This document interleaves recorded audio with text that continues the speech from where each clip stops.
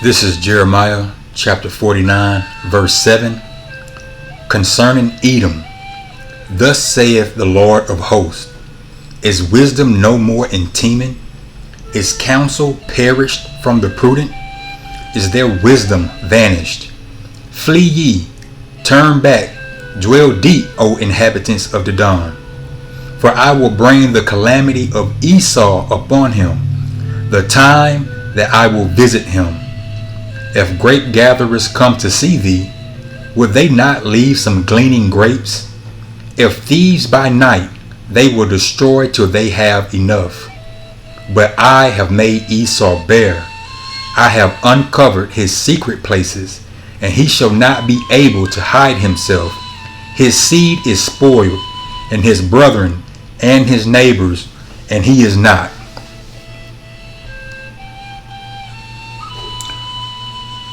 Alright, we want to start off by saying, all praise Yahweh, Bahashem Yahweh Shai, Bahashem Rakapodash.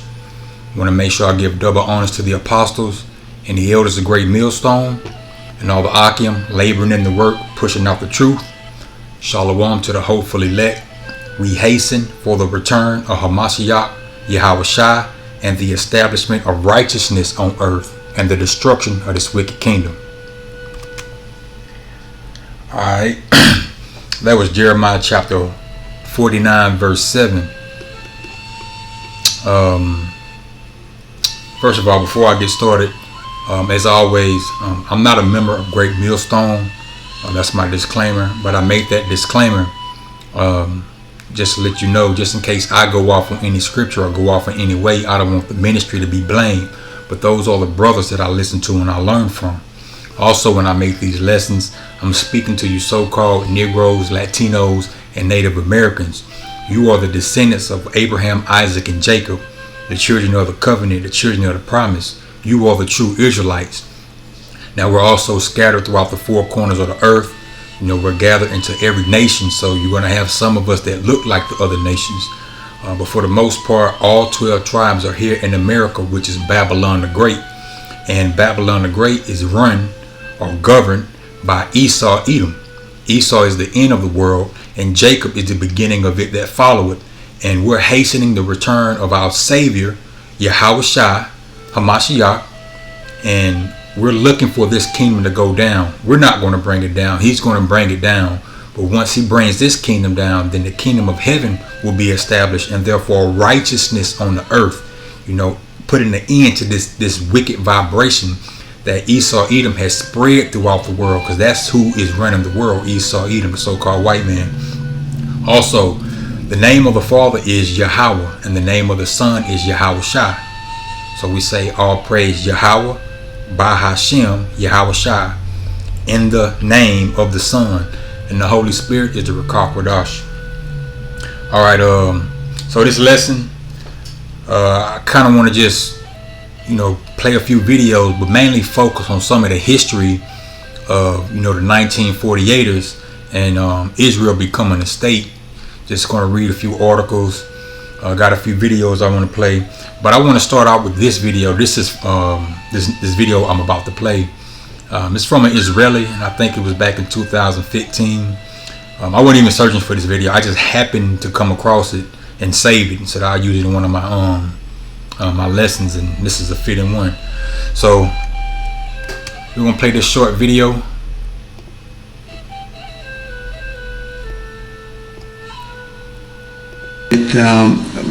Another question is why America needs Israel.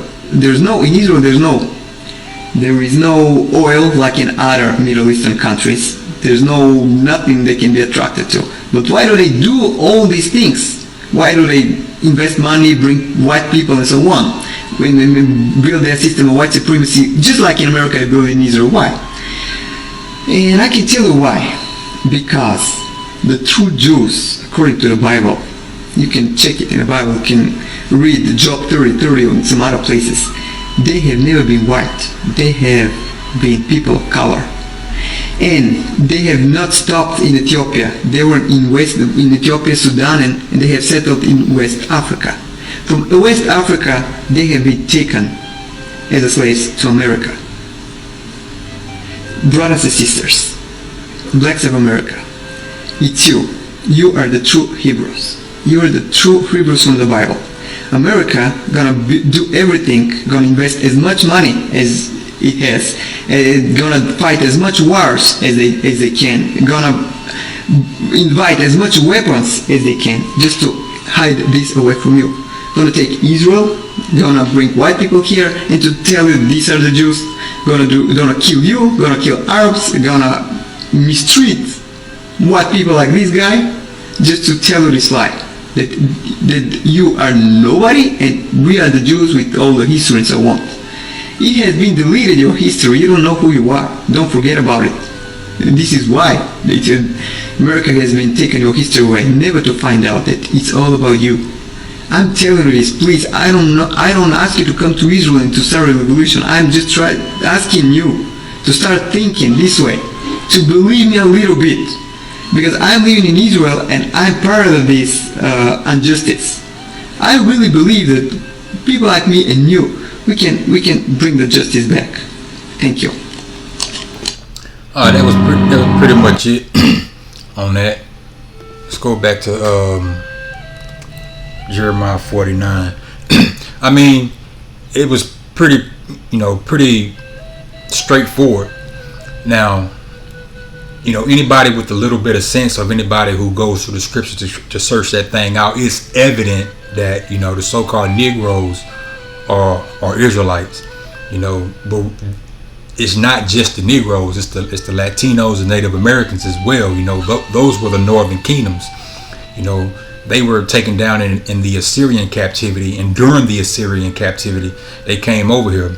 Also, just a little history. When Christopher Columbus, when he came to the so-called New World, he had some Jews with him because he was looking to find the Jews.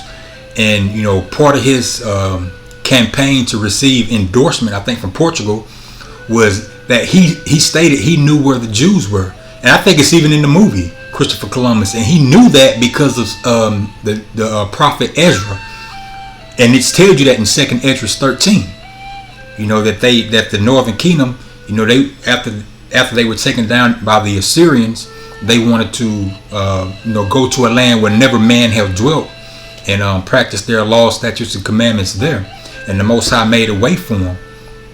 But I just wanted to throw that video out there because it's always Jake. If it come from another Jake, when I say Jake, I'm talking to Jacob. Negroes, Latinos, and Native Americans. When it come from me, it don't really resonate as much as it would if it come from a so-called Edomite or somebody from another nation. And that's an old video. That's way before I even came into the truth. And there's plenty of videos out there where people from other nations identifying who the true Israelites are, and the people that's in the land now, they're imposters. And that's kind of the focus on this lesson. So I don't want to ramble too much. I do want to make a note of something though. He said America, and it ain't just America. America, the Edomites are, again, these European nations, America, Russia, Canadians, the people in Australia, the people in South Africa. The Edomites, they put a lot into hiding the identity of who the true Israelites are. And like he said, it's a lot of money. That's a lot of wars. It ain't just wars. It's a lot of distractions. Entertainment and media. It's a lot of lies. It's a lot of poisoning. To destroy your mind. It's a lot of snares and traps. Just to break you down and keep you from coming to the truth. Make you feel hopeless or make you feel that you just have to be satisfied with how you live and where you're at, and that this is life and there's nothing greater for you. But there is. And in these end times, this man is being exposed. The man of sin is being exposed. The man of sin is Esau, Edom. He's the border of wickedness. He is the people who the Bible identifies as the wicked. You have wickedness among all people, even in Israel. Definitely in Israel. That's one of the main reasons we do these lessons, because you're wicked as hell.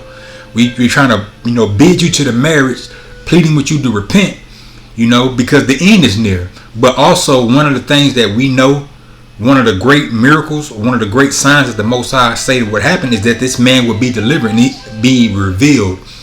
And he's being revealed through the Holy Spirit. And that's what we're doing. You know, we're revealing this man. The Most High has already revealed it, put the Spirit out there. He's making their tongue fall upon themselves. You know, you got Edomites being whistleblowers, coming out with this information, coming out with that information. And every day something is coming out, just pointing out, this man is wicked as hell with his legislation, with all his experiments, with his funding of weapons and all his plans and mandates. Every day this man is being revealed more and more. But anyway, I don't want to talk too much. So this is back at Jeremiah chapter 49. And let's go back to verse 7. Concerning Edom, thus saith Yahweh of hosts. And I always have to mention this. When you see, specifically in the Old Testament, when you see the word Lord in all caps, it is actually the name of Yahweh. It's Yahweh. If you click on it in the blue letter, it'll say Jehovah, but we know there were no J's in ancient Paleo Hebrew and there were no V's. It's Yahweh. And it's pronounced, when it's pronounced that way, Yahweh, that's called the ancient Hebrew. It's also called Paleo Hebrew. It's also called phonetic Hebrew. Those are just different terms, but it's the true pronunciation. Alright, so continuing. Concerning Edom, thus saith Yahweh of hosts, is wisdom no more intimate? Is counsel perished from the prudent? Is their wisdom vanished? Now, this is heavy. You know why? Because as the Most High is revealing this man for who he is, pouring out his Spirit, to the people who have eyes to see, it is evident that this man is getting sloppy with his lies. He's getting sloppy with his misdirection. Nobody trusts this man anymore. So where's that wisdom? They portrayed themselves to be, the people of light, the true people of the Most High. But again, it's just being revealed that they're the wicked. They're evil. There's no good in them. Verse 8. Flee ye, turn back, dwell deep, O inhabitants of the Dan. For I will bring the calamity of Esau upon him, the time that I will visit him. And that's talking about the ultimate destruction. But the Most High is bringing this man down little by little, as we see, economically, as far as his influence around the world, as far as having that veil over the world, casting himself in the light. People are seeing through him. And you got these other nations, mainly Russia and China, building up their military. So this is he's not the hammer. He's still the hammer of the earth, but not to the extent that he was before. And in the end, it's not going to matter with him being a hammer of the earth, because it's going to be broken. Because the Most High is going to put his spirit in the king's heart of these other nations to all fire their missiles on him. Along as we're being delivered through those chariots, and those chariots are going to be shooting those laser beams down. Verse 9. If grape gatherers come to thee, will they not leave some gleaning grapes? If thieves by night, they will destroy till they had enough. But I have made Esau bare. I have uncovered his secret places, and he shall not be able to hide himself. His seed is spoiled, and his brethren and his neighbors, and he is not. And the grape gatherers, just going back to the law, we had a law.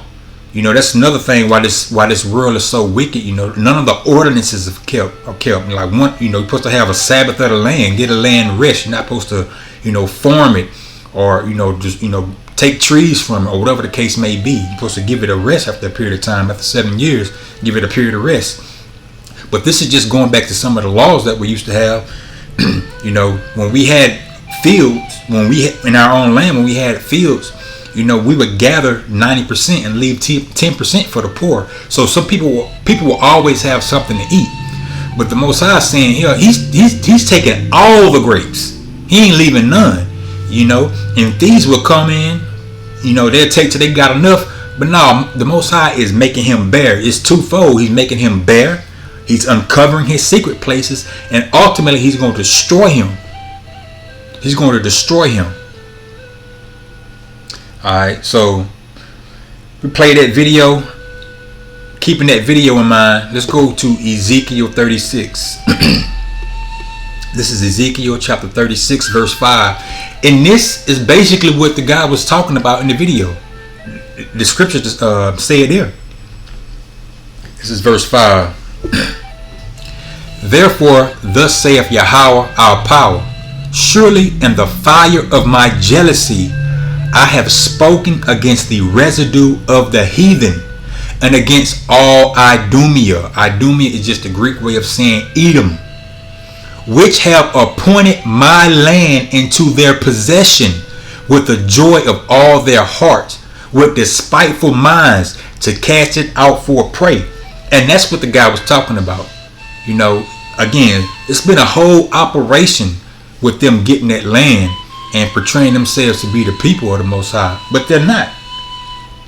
Now, I'm gonna play just a small portion of this brother's video. Pretty much he's going into, it's a big thing right now because so many men are waking up, you know, women too, but so many Israelites are waking up around the world, coming back to their true heritage. You know, you got different camps, but we all are waking up. And there's a big thing with the Christian church where they try to come against us, basically saying we're not the people, or they need to try harder to bring back young black men to the church. But the church is full of shit. It ain't teach you nothing your whole life. And you can't tell me that them pastors don't know that we the Israel, but they never have said that we the children of Israel. You might overhear somebody in the conversation talking about, yeah, so-called Jesus was black, and that's not his name, it's Yahweh, but I'm just using the words that they use. Yeah, Jesus was a black man. That don't mean shit if you don't identify with who you are. You those people. The pastors are not preparing you for what's to come. The Most High is getting ready to judge this place. He's getting ready to judge Esau, Edom first and foremost, but he's going to judge his people along with Esau, Edom, who don't repent. They're not telling you that. They're not telling you about Jacob's trouble. They're not preparing your minds. That's why the Most High said he was going to send, he woe to the pastors that lead his flock astray. But he said, lo, I will send you shepherds according to my heart, and they will feed the people. And that's what we're doing, you know, all through the Spirit. We didn't wake up ourselves. Say this all the time. We didn't go to any religious seminary schools or anything like that. We don't have any degrees. You know, some brothers might have a degree, but that's not the point. We don't have any type of formal education. This is all through the Spirit. Now, of course, we got men, starting with the apostles on down, who the Most High put the Spirit on to understand these scriptures and then teach it. And we're not just regurgitating the things we've heard. We know for ourselves. We understand first and foremost through the Spirit, because you got to have the Spirit to understand. But being taught and having that understanding, we can go show others now, and that's what we do. But anyway, that was the point of that video, the next video I'm about to play. But they mentioned something in there that I want to pull out, because they were trying to be sarcastic. He was talking about, I'm going to let him explain it, but so you understand what to pick up. The guy's about to ask a question, like, he's talking about the Hebrew Israelites, and he's acting as if he's never heard of them, but all these people have heard of them. They're using subtlety. You know, the serpent was more subtle than any beast of the field, and that's the serpent. But he's asking the question, you know, these Israelites, they're not from Israel, are they? You know, trying to be sarcastic, and of course, this is with vocab Malone, and he's saying, no, they're not from Israel. But there's a clip in here that's going to make the same case against the so-called you-know-who's, the 1948ers. And that's the context of this little clip that I'm going to play. So let's let it play out. Well, I have no idea what... So let me turn it up. Which was mostly me until I started looking into your stuff. Yeah. I didn't know a lot about the black Israelites or all the different Israelites. There's other people that are identifying as Israelites. Is that the basic idea? Yeah, like they're not from Israel, right? Well, some of them moved to Israel. Some of them moved to Israel, but it's different than, of course, being from Israel.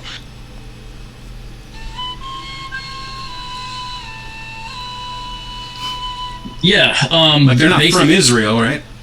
Well, some of them moved to Israel. Some of them moved to Israel, but it's different than, of course, being from Israel. But it's different than, of course, being from Israel. But it's different than, of course, being from Israel. But it's different than, of course, being from Israel. So in 1947, the British decided to hand over the responsibility for Palestine to the United Nations. And so the UN proposed this ridiculous proposal again, where Palestine will be partitioned into a Jewish and Arab state. Remember, Jews in Palestine only constituted 1/3 of the population, most of whom arrived from Europe just a few years earlier. Most of whom arrived from Europe just a few years earlier. By 1948, Zionist militia would storm and capture Palestinian populated villages and cities, leaving thousands of Palestinians homeless and landless. Zionists proclaimed the establishment of the new... And what's even more bizarre is that immediately the two superpowers, the United States and the Soviet Union, recognized the new state of Israel. If it couldn't get any worse, May 15th, 1948 was perhaps one of the darkest days in Palestine's history. They called it the Nakba, or the catastrophe. There's a group called the African Hebrew Israelites of Jerusalem. Alright, so that was the point on that video.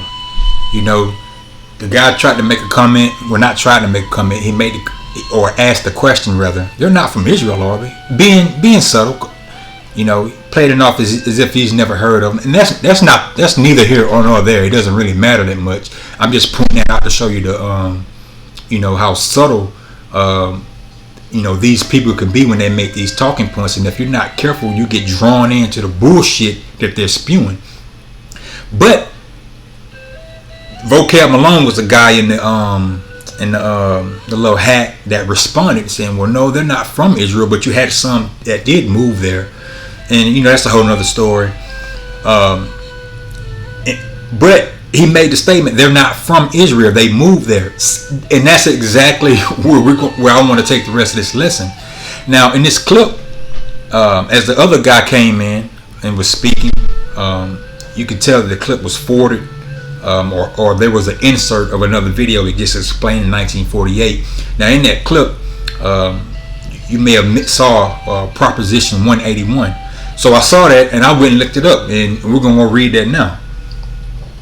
We'll read some of it. Not now, but I want to get a little bit on the state of Israel. Salakia. The state of Israel. Then we'll read some of that on Proposition 181. And we'll also read the Belford Agreement that I got in here. Alright, so let's read this first. Alright, this is from the History Channel. This day in history, May 14, 1948. State of Israel proclaimed. Now, I'm going to do a lot of reading, so just bear with me. It's all for edification anyway. Alright, so on May 14, 1948 in Tel Aviv, Jewish Agency Chairman David Ben Gurion proclaims the State of Israel, establishing the first Jewish state in 2,000 years. Ben Gurion became Israel's first premier. Now, this guy also had something to do with Proposition 181, and you know his whole intent was, well, we'll get into it. I ain't gonna break it down. In the distance, the rumble of guns could be heard from fighting that broke out between Jews and Arabs immediately following the British Army withdrawal earlier that tongue-tied.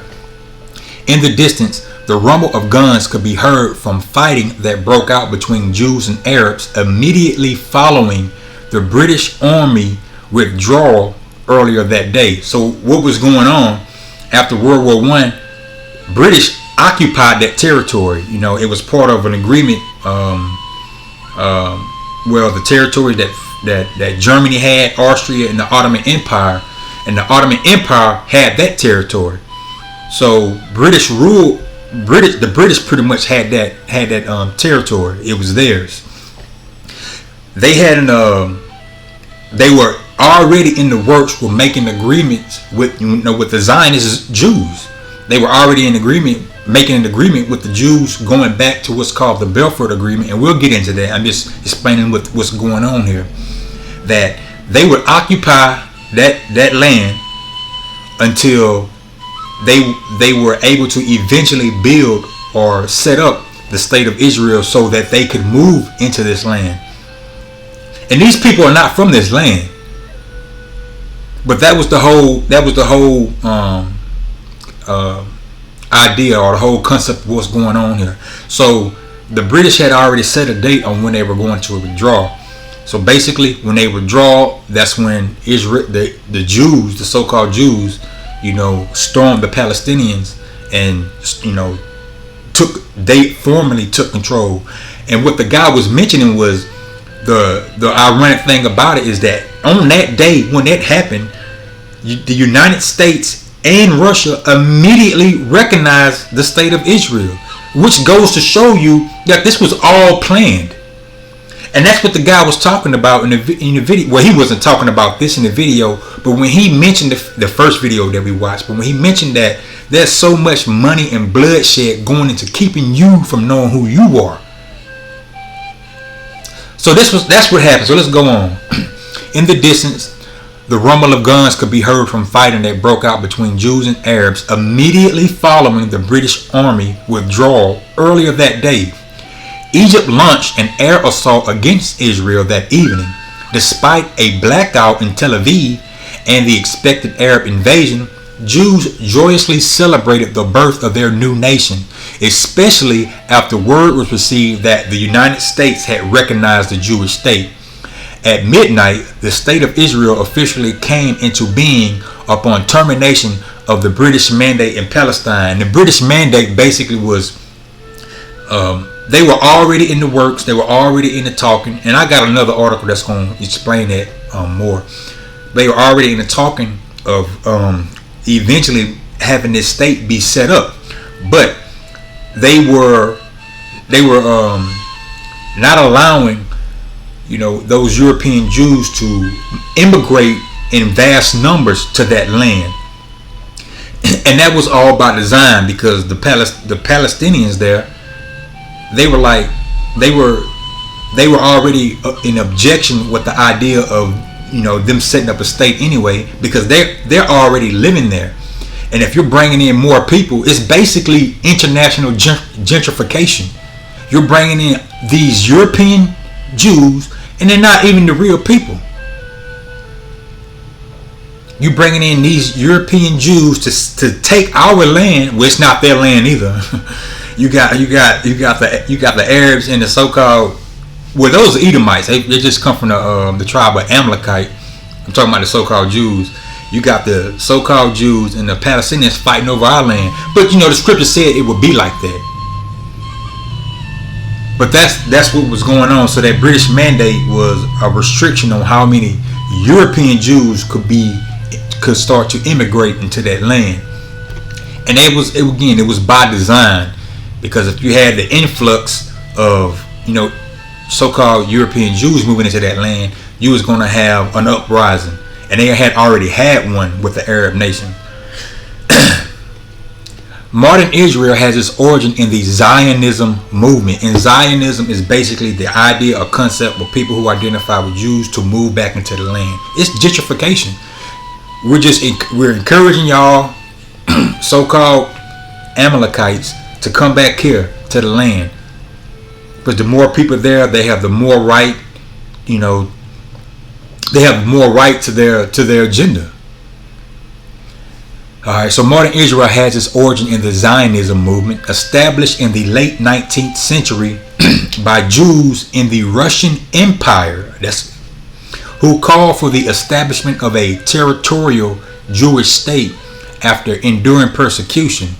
In 1896, Jewish Austrian journalist Theodor Herzl published an influential political pamphlet called The Jewish State, which argued that the establishment of a Jewish state was the only way of protecting Jews from anti-Semitism. This is a whole agenda.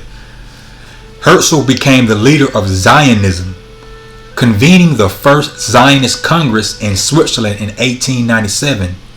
Ottoman-controlled Palestine, the original home of the Jews, was chosen as the most desirable location for a Jewish state, and Herzl unsuccessfully petitioned the Ottoman government for a charter.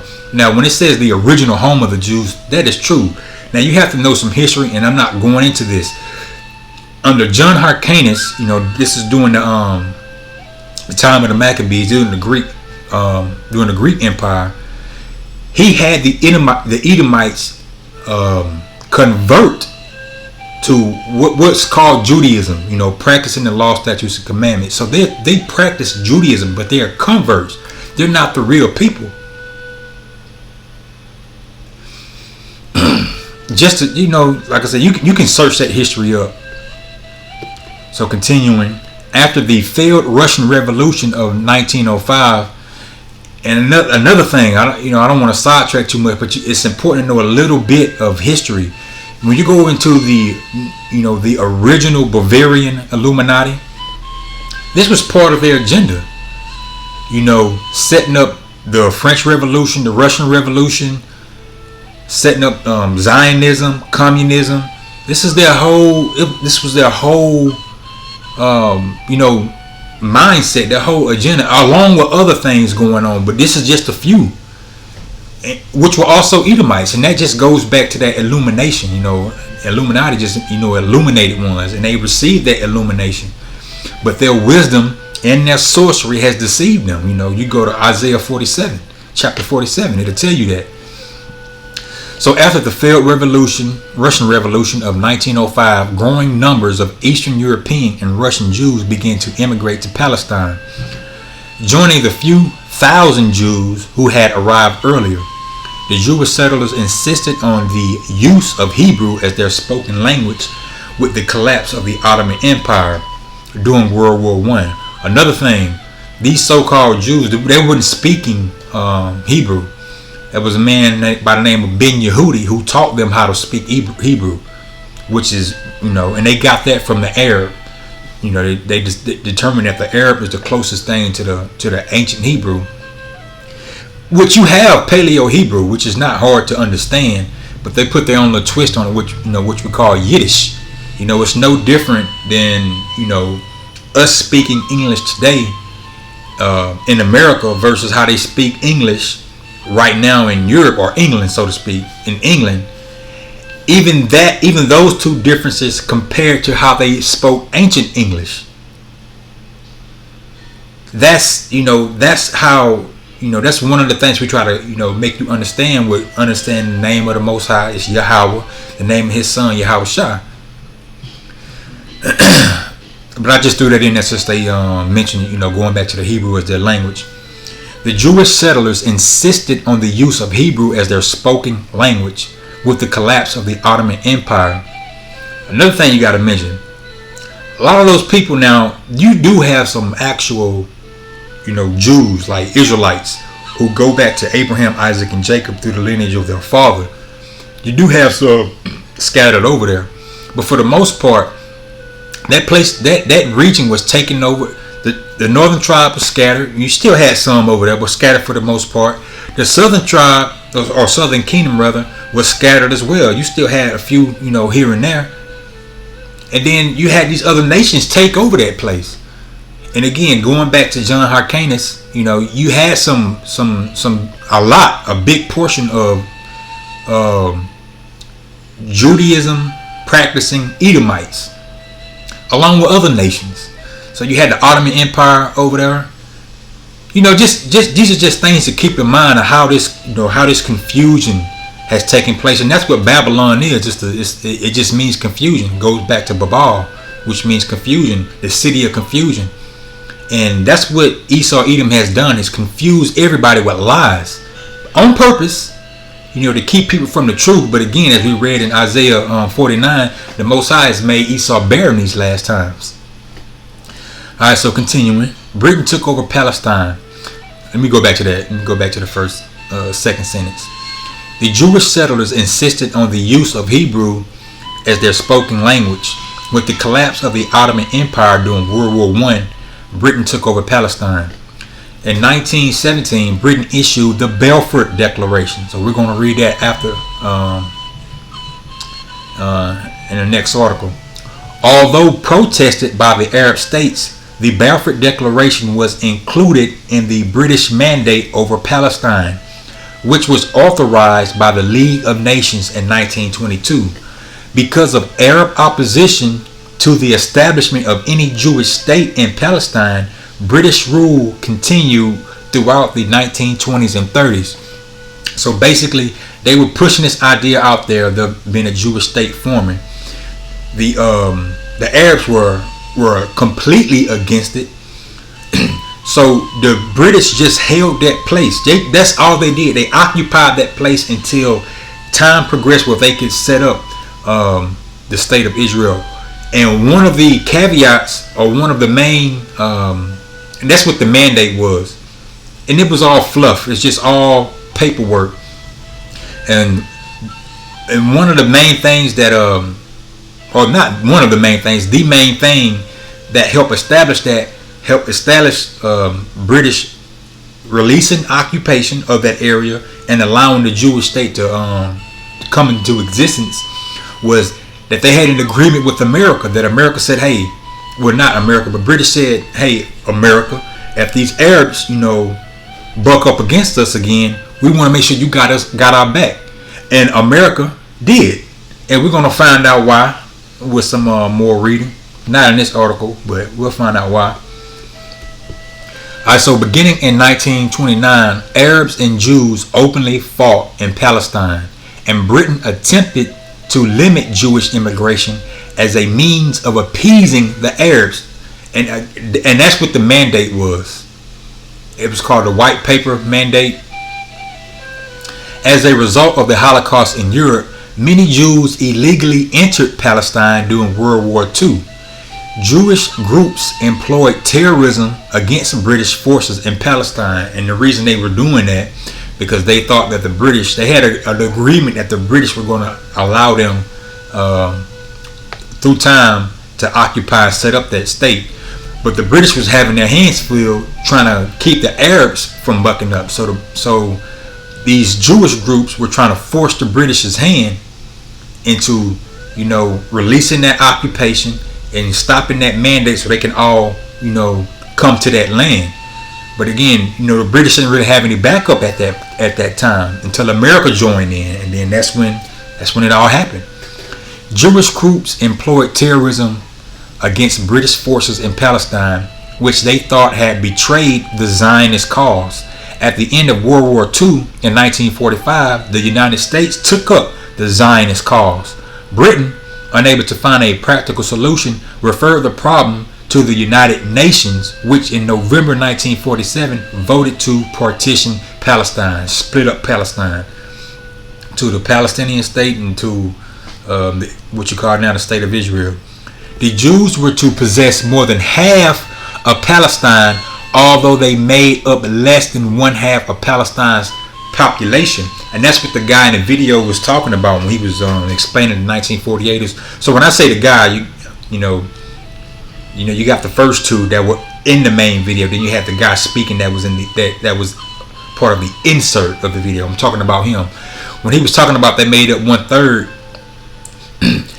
that was true. So I think they took a census. You had like 700,000 Palestinians in the area and 56,000, so-called Jews, people practicing Judaism. And that's what the whole push was about. It's like, hey, we're already here, and you trying to bring in these people, these white Europeans, into the land, to our land, and take it over. Again, it was gentrification on an international level. But what do you expect? I mean, they can do what they want, especially if America is backing them. And that's what the guy said. Why is America so invested in Israel? I mean, they don't got no oil. What is it? Well, this is what it is. The Jews were to possess more than half of Palestine, although they made up less than half of Palestine's population. The Palestinian Arabs, aided by volunteers from other countries, fought the Zionist forces. But by May 14, 1948, the Jews had secured full control of their UN allocated share of Palestine.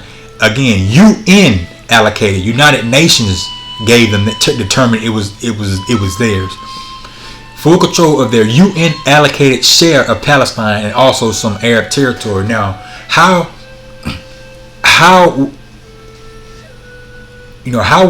were these Zionists able to take that land by force? How were they able to go into Palestine? I wonder what type of help they had. Just something to think about. On May 14, Britain withdrew with the expiration of its mandate, and the State of Israel was proclaimed. The next day, forces from Egypt, Transjordan, Syria, Lebanon, and Iraq invaded. Now, how were they able to defend all of those countries? The Israelis though less well equipped, managed to fight off the Arabs and then seize key territories such as Galilee, the Palestinian coast, and the strip of territory connecting the coastal region to the western section of Jerusalem. In 1949, UN brokered ceasefires left the state of Israel in permanent control of its conquered territory. The departure of hundreds of thousands of Palestinian Arabs from Israel during the war left the country with a substantial Jewish majority. During the Third Arab-Israeli conflict, the Six-Day War of 1967, Israel again greatly increased its borders, capturing from Jordan, Egypt, and Syria with the old city of Jerusalem, the Sinai Peninsula, the Gaza Strip, the West Bank, and the Golan Heights. In 1979, Israel and Egypt signed a historic peace agreement in which Israel returned the Sinai in exchange for Egyptian recognition and peace. Israel and the Palestine Liberation Organization signed a major peace according to 1993, which envisioned the gradual implementation of Palestinian self-government in the West Bank of Gaza Strip. The Israeli-Palestinian peace process moved slowly, however, and throughout the 21st century, major fighting between Israeli and Palestinians has resumed in Israel and the occupied territories. Alright, so that's, just a little brief tidbit on the actual creation, or when Israel became a so-called state. Now let's go. This is Wikipedia, and this is going into Proposition 181. I'm not going to read every single thing, but I'm going to read a good portion of it. And again, it's all for your edification, So this is Wikipedia, and this is the United Nations Partition Plan for Palestine. And it's important to read this. Maybe not everything, but I'm going to point out some stuff that you should focus on. So we'll get this first part. The United Nations Partition Plan for Palestine was a proposal by the United Nations which recommended a partition, of mandatory Palestine at the end of the British Mandate. So at the end of the British rule, this was a proposal to divide the land. On 29th November 1947, the UN General Assembly adopted the plan as Resolution 181. The resolution recommended the creation of independent Arab and Jewish states and a special international regime for the city of Jerusalem. The Partition Plan, a four-part document attached to the resolution, provided for the termination of the mandate, the progressive withdrawal of British armed forces, and the delineation of boundaries between the two states and Jerusalem.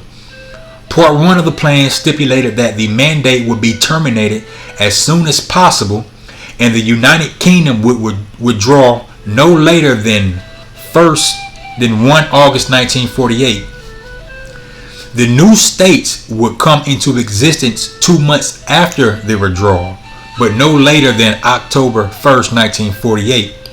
The plan sought to address the conflicting objectives and claims of two competing movements, Palestinian nationalism and Jewish nationalism, or Zionism. The plan also called for economic union between the proposed states and the protection of religious and minority rights.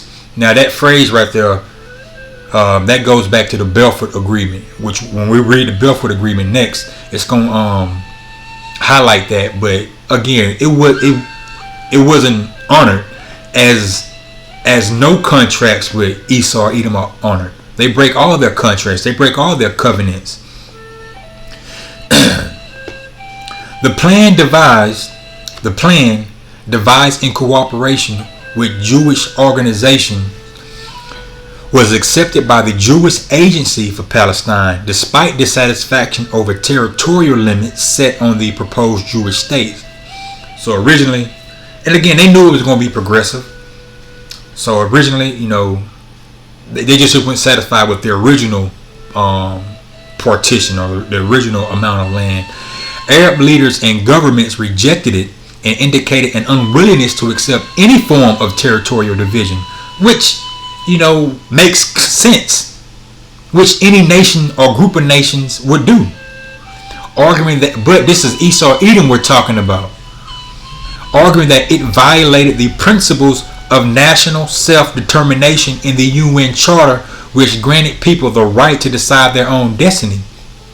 Immediately after adoption of the resolution by the General Assembly, a civil war broke out and the plan was not implemented.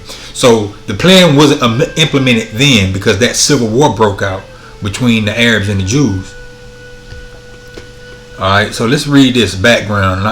I'm gonna read this, and then I'm gonna read some parts about when they voted on the findings of the United Kingdom Special Committee on Palestine.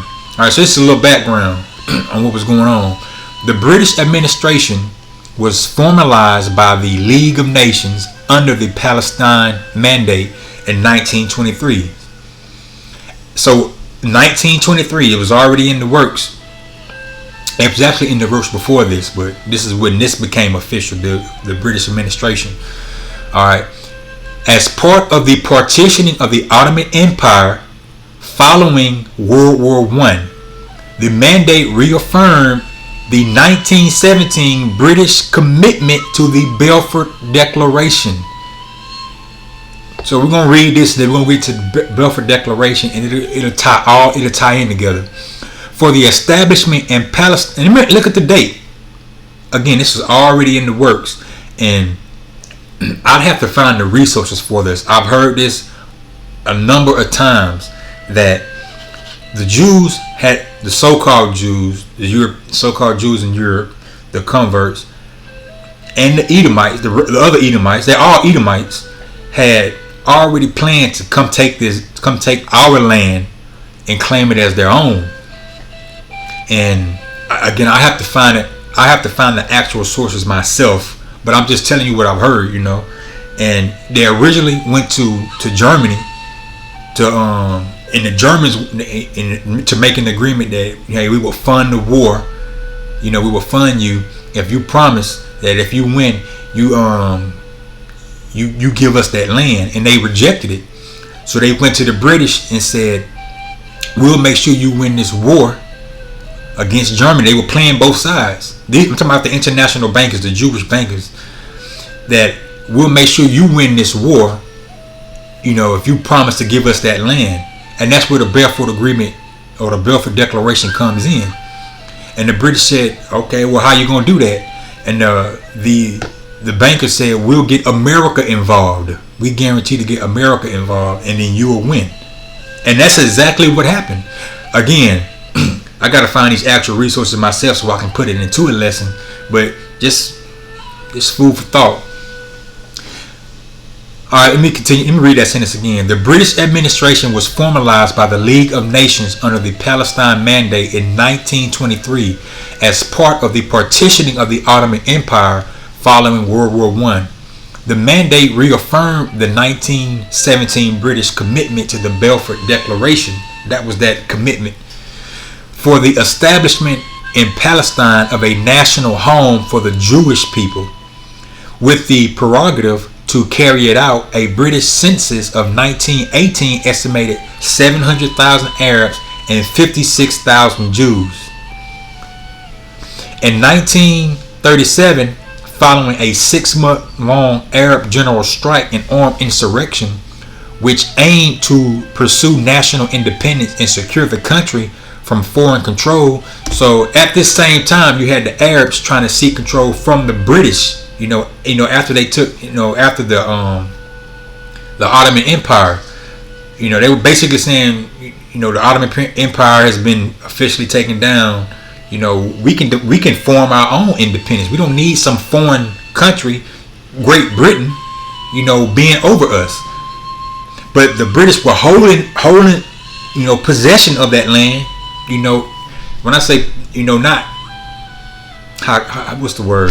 Like internationally, just occupying it. What militaries do when they occupy. They were occupying that land militarily, basically holding spot for the to the eventual establishment of that Jewish state, as per agreement with the Zionists in their Belford Declaration. Well, it actually was before the Belford Declaration, but this was just official. The Belford Declaration I'm speaking about. All right. In 1937, following a 6-month-long Arab general strike and armed insurrection which aimed to pursue national independence and secure the country from foreign control, from British control, the British established the Peel Commission. And this is another thing Esau does, man. They flood your mind, they flood your land, they flood all these laws, all these committees, all these subcommittees, all these mandates, all these propositions. Basically, it's their law. They'll make up a law to justify anything they want to do. Now, have a special committee be over that, addressing this issue or looking into this and looking into that to find out if this is constitutional, or right, or if this is, moral. But at the end of the day, they're gonna do what the hell they want to do. It's their laws, it's their committees, it's their commissions, it's their mandates, it's their will. That's how you know who's running the world. Alright, so going on, the Peel Commission. And let's just click on it. I ain't gonna click on it, but you can hover word to give you a little bit. The Peel Commission, formerly known as the Palestine Royal Commission, was a British Royal Commission of Inquiry headed by Lord Peel, appointed in 1936 to investigate the causes of unrest in Mandatory Palestine, which was administered by Great Britain following a 6-month-long Arab. I'm not gonna click on it, but that's just a little rough synopsis. But you know what the cause of the unrest were? The people were tired of having foreign rule over them, being occupied by foreign rule. Same thing happened in India, China.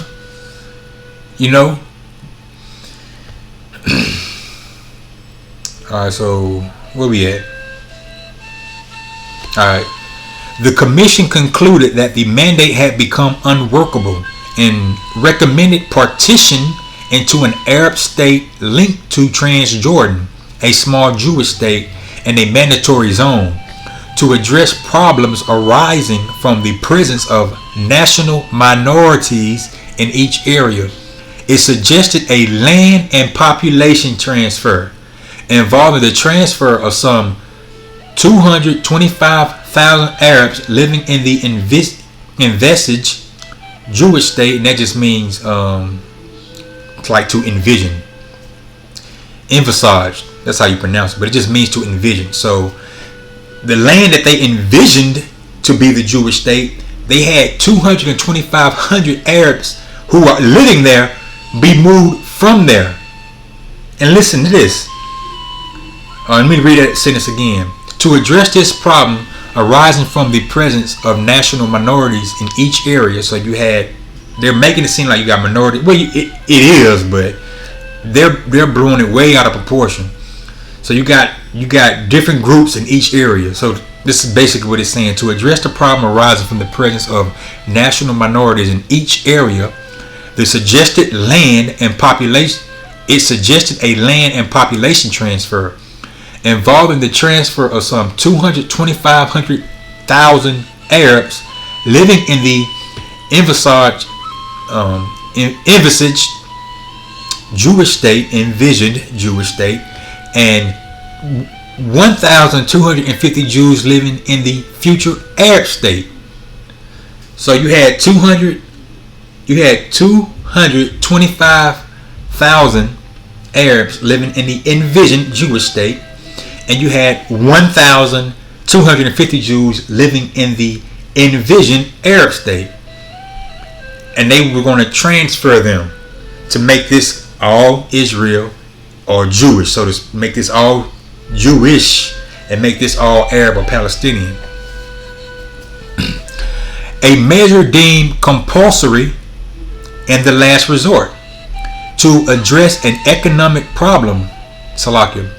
To address any economic problems, the plan proposed avoiding interfering with Jewish immigration, since any interference would be liable to produce the economic crisis. Most of Palestine's wealth coming from the Jewish community. And basically what they were saying was,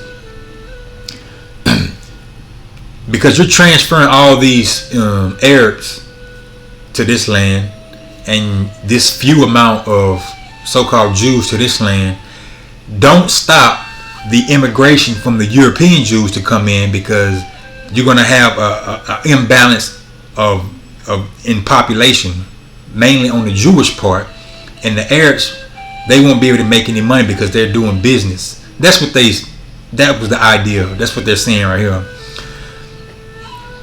To solve this predicted annual budget deficit of the Arab state and reduction in public services due to loss of tax from the Jewish state, it was proposed that the Jewish state pay an annual subsidy to the Arab state and take on half of the latter's deficit.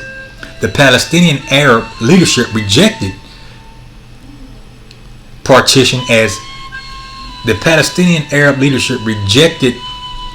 partition as acceptable, given the inequality of the proposed population exchange and the transfer of 1/3 of Palestine, including most of its best agricultural land, to recent immigrants.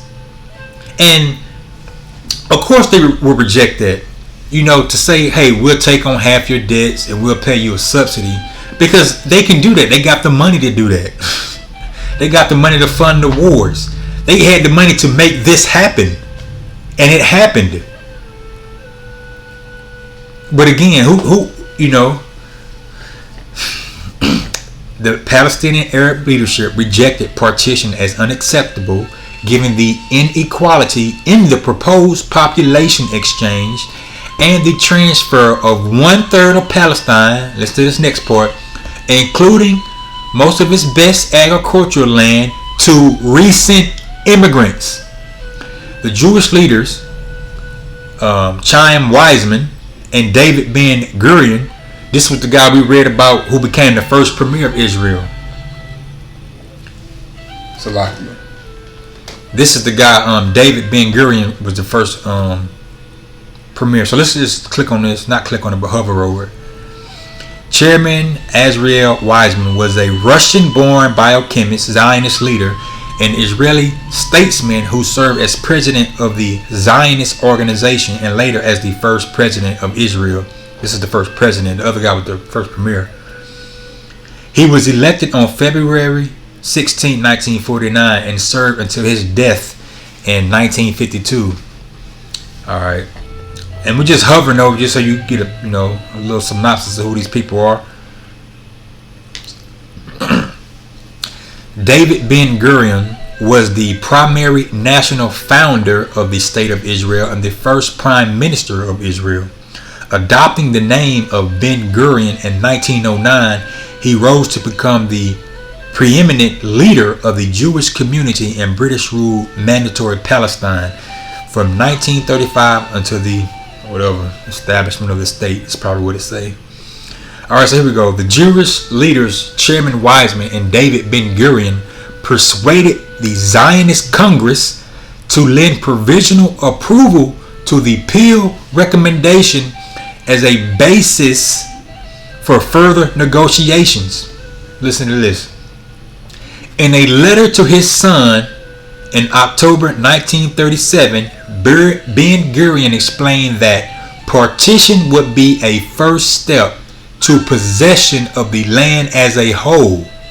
The same sentiment that acceptance of partition was a temporary measure beyond which the Palestine would be redeemed in its entirety was recorded by Ben Gurion on other occasions, such as at a meeting with the Jewish Agency executive in June 1938, as well as by Chaim Weizmann. So what's the point of making that statement that we're going to read in the Belford Declaration, that we're not going to, I'm just paraphrasing because we'll read it, that they're not going to hinder any, religious freedom of any other minorities, or that they're trying to do this peacefully, or they're trying to work with the Arab. What's the point of, bringing them Well, the point was to make them think that, you know, you're working with them. But that's what Esau Edom does, man. Make you think, you know, first of all, make you think that there's a problem that they create. They create the problem, make you think there's a problem, and they try to offer a solution on how to handle the problem, and try to make you think that your input is of any value. Their whole agenda was to take that land, which is our land, which is why we read in Ezekiel 36. Matter of fact, let me get that. I'm going to come back here, but let me get Ezekiel 36. Man. I just want to read that again. This is Ezekiel chapter 36, verse 5. Therefore, thus saith Yahweh our power, or Salakia. Therefore, thus saith the Lord power. Surely in the fire of my jealousy, I have spoken against the residue of the heathen. That's all the other nations. And against all Idumea, which have adopted Salakia, which have appointed my land into their possession with the joy of all their heart, with despiteful minds, to cast it out for a prey. So this is what this scripture is talking about, what we're reading right now. So let's go back to that Wikipedia.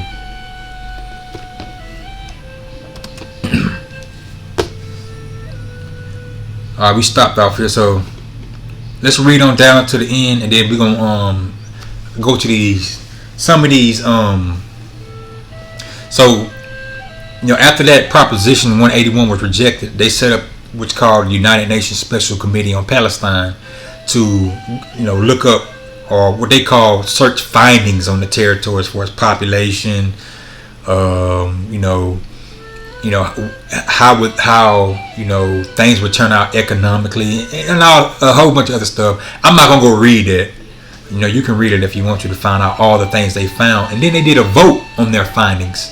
You know, there's supposed to be a 2/3 majority vote. And after we get done with the paragraph right here, we're going to look at some of those votes. So where we at? All right, right here. The British Woodhead Commission.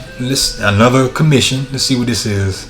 The Woodhead Commission was a British technical commission established to propose a detailed partition scheme for mandatory Palestine, including recommending the partition boundaries and examination of economic and financial aspects of the Peel Plan.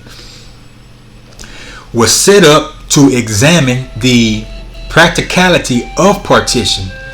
The appeal was, and again, it was going to happen. They're just going through the motions. Where is this practical?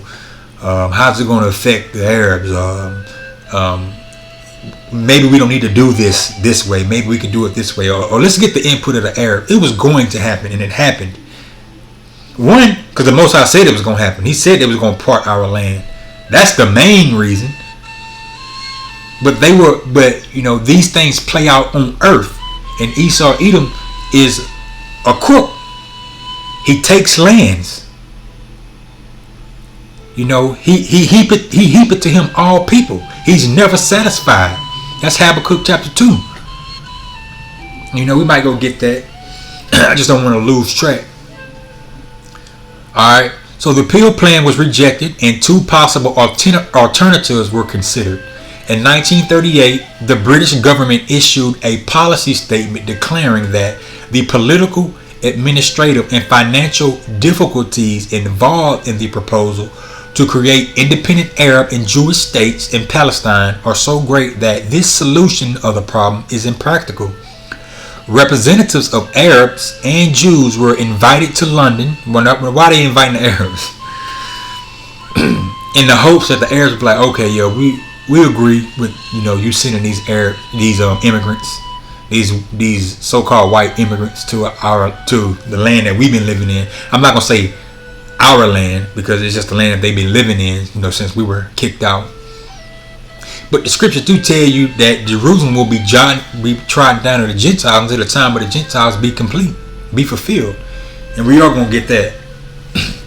Representatives of Arabs and Jews were invited right here to London for the St. James Conference, which proved unsuccessful, of course. Now this is the main point here.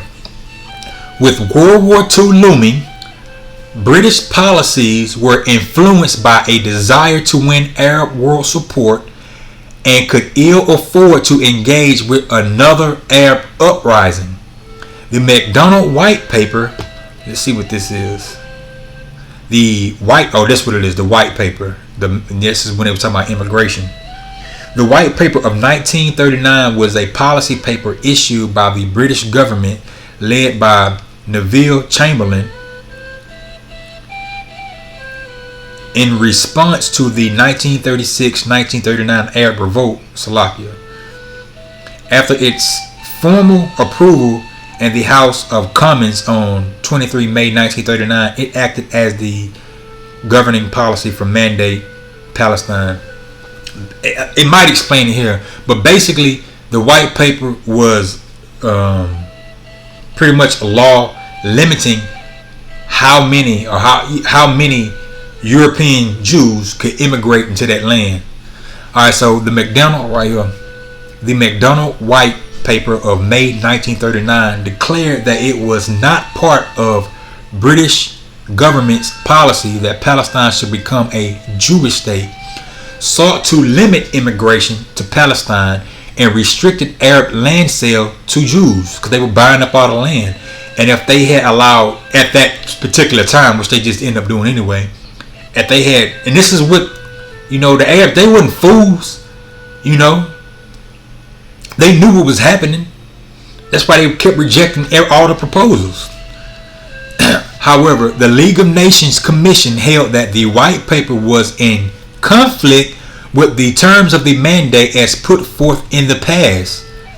The outbreak of the Second World War suspended any further deliberations. It's funny how all these world wars pop up.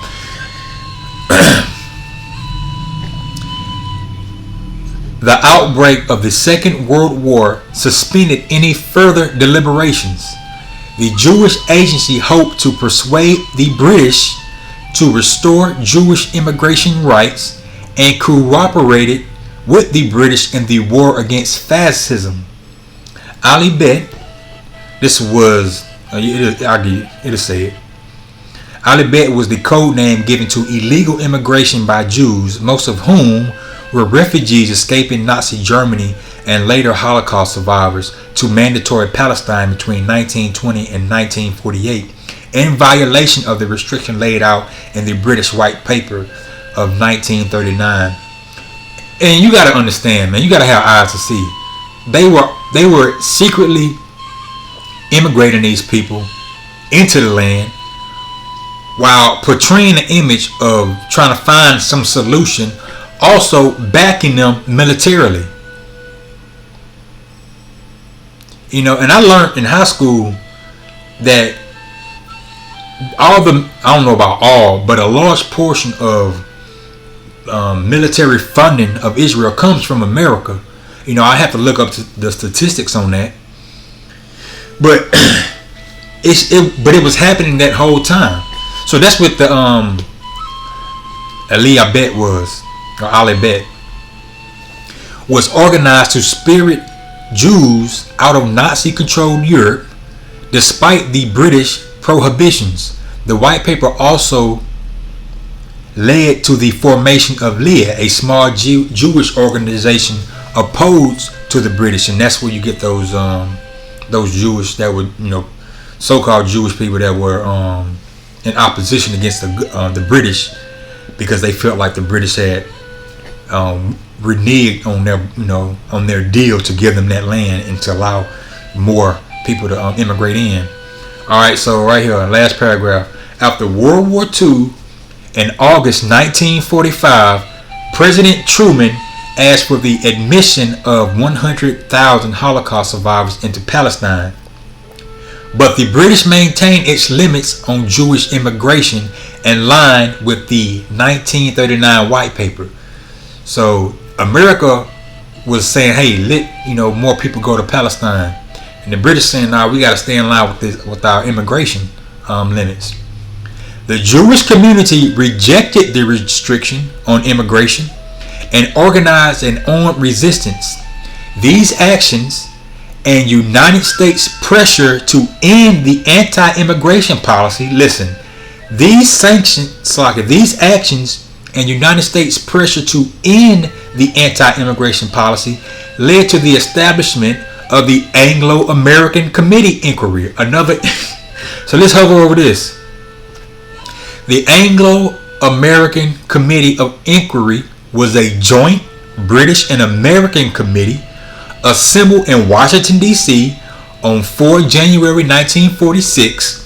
The committee was tasked to examine political, economic, and social conditions in mandatory Palestine as they bear upon the problem of Jewish immigration. And again, what's the point? What's the point? Really, the point is to see how much of an impact it is having or will have, and how they can prepare for it. But it's under the guise of, hey, let's see what's going on. Let's see how we can resolve this conflict. But it's the conflict they're creating. All part of some big agenda, as the guy in the first video mentioned. Alright, so in April 1946, the committee reached a unanimous decision for the mandate admission of 100,000 Jewish refugees from Europe into Palestine. Recession of the white paper restriction of land sale to Jews, that the country be neither Arab nor Jewish, and the extension of UN trusteeship. The U.S. endorsed the Commission's findings. What did they find? Concerning Jewish immigration and land purchase restrictions. While the British made their agreement to implementation conditional on U.S. assistance in case of another Arab revolt. And that's what it was. Arabs say, oh, British was like, hey, we'll agree to it. We just need to make sure you got our back if these Arabs rise up. And America been over there ever since. All this stuff should be paying attention, should be, making sense. But you got to know a little bit of this. Well, you know the scriptures. But we filter the things in the world through the scriptures. And like I said, this is just a little history. But let's read this, and then I want to get into some of the comments on the voting. Alright, in effect, the British continued to carry out their white paper policy. The recommendations triggered violent demonstrations in the Arab states and called for a jihad and annihilation of all European Jews in Palestine. They basically like, you fucking Europeans. You coming and trying to take the land that we're living in, that we've been living in for a long time. And I'm saying it that way because that land is really ours. But the Most High is going to bring us back to that land. And we're going to get some scriptures on that. But let's read this. So this is going into the United Nations Special Committee on Palestine. Then it's talking about what they were supposed to find. This goes into the report. And then what they propose would be the outcome. And I'm not going into all that. And then you had this committee, then you had a subcommittee, more red tape. But the vote. Alright, so we're going to read this passage, then we're going to get into some quotes from people, from nations that voted. Passage of the resolution required 2/3 majority of the valid votes, not counting abstaining and absent members of the UN's then 56 member states. On 26 November, after filibustering by the Zionist delegation, because you had the Zionist delegates in there, the vote was postponed by 3 days. According to multiple sources, had the vote been held on the original set date, it would have received a majority, but less than the required 2/3. So it was all deliberate. Various compromise proposals and variations on a single state, including federations and cantonal systems, were debated, including those previously rejected in committee. The delay was used by supporters of Zionism in New York to put extra pressure on states not supporting the resolution. Now keep that in mind. Now let's look at some of these countries. So proponents of the plan, I'm not gonna read that. So this lists countries that voted for it and against it, and I'm not gonna read all of them. I'm just gonna read some. So United States obviously voted for it, and these are some quotes. President Truman later noted, the facts were that not only were there pressure movements around the United Nations, unlike anything that had been seen there before, but that the White House too was subjected to a constant barrage. I do not think I ever had as much pressure and propaganda aimed at the White House as I had in this instance. The presence of a few of the extreme Zionist leaders, actuated by political motives and engaging in political threats, disturbed and annoyed me. That's a quote from President Harry Truman. India. Indian Prime Minister, I don't know that name, spoke with anger and contempt for the way the UN voted. Salakia. Indian Prime Minister Nehru spoke with anger and contempt for the way the UN vote had been lined up. He said the Zionists had tried to bribe India with millions, and at the same time his sister, something Pandit, the Indian ambassador to the UN, had received daily warnings that her life was in danger unless she voted right. Pandit occasionally hinted that something might change in favor of the Zionists, but another Indian delegate, Panikar, said that India would vote for the Arab side because of their large Muslim majority, although they knew that the Jews had a case. So they were getting these threats, and to I guess do damage control, it was put out, which they do have a large Muslim majority. I mean, they wouldn't have been able to vote for that and keep peace in their land. But anyway, Liberia's ambassador to the United States complained that the U.S. delegation threatened aid cuts to several countries. President of Firestone National Rubber Company, or Natural Rubber Company, with major holdings in the country, also pressured the Libyan government. Philippines, they voted for it, but listen to this. In the days before the vote, Philippines Representative General Carlos Romulo stated, "We hold that the issue is primarily moral. The issue is whether the United Nations should accept responsibility for the enforcement of a policy which is clearly repugnant to the valid nationalist aspirations of the people of Palestine. The Philippines government holds that the United Nations ought not to accept such responsibility." After a phone call from Washington, the representative was recalled and the Philippines vote changed. And I'm going to read Haiti. And you got to understand, Dave Chappelle did a joke on this. He was talking about how when Bush went to wanted to go to war with Iraq, and he was like, "Man, we got all these nations. We got what he said, Japan said they're gonna send PlayStations. He said we got a tribe in Africa. They gonna send their warriors." He was being funny, but he was making the point that America boasted that, hey, I got all these nations behind us. So basically the whole world wants what we want. The whole world is okay with what we're doing. And this with Haiti. What significance is Haiti in this? But listen to it if you haven't read it while I was talking. So Haiti, the promise of a $5 million loan may or may not have secured Haiti's vote for partition. That's Jake. Slack you. Let's sit on that, man. Now I'm gonna read this one. Let me make sure. Salakia.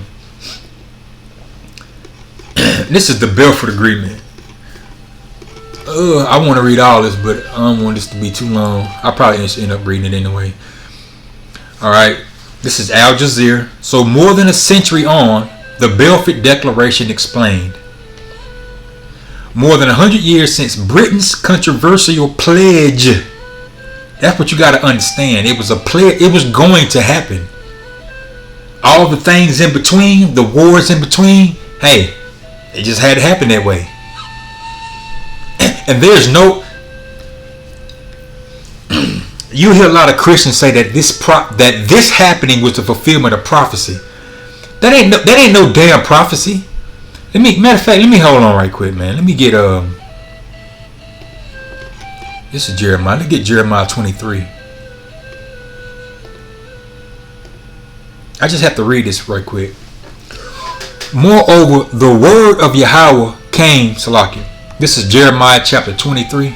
Or this is 33. Let me go to 23. This is Jeremiah chapter 23 verse 1. Woe be unto the pastors that destroy and scatter the sheep of my pasture, saith Yahweh. This is the verse I was quoting before. And that's all these fake ass pastors, all these lying ass pastors. Because if you're not saying the same things we're saying, then you're a false prophet. You're scattering the sheep. And the Most High is going to deal with you.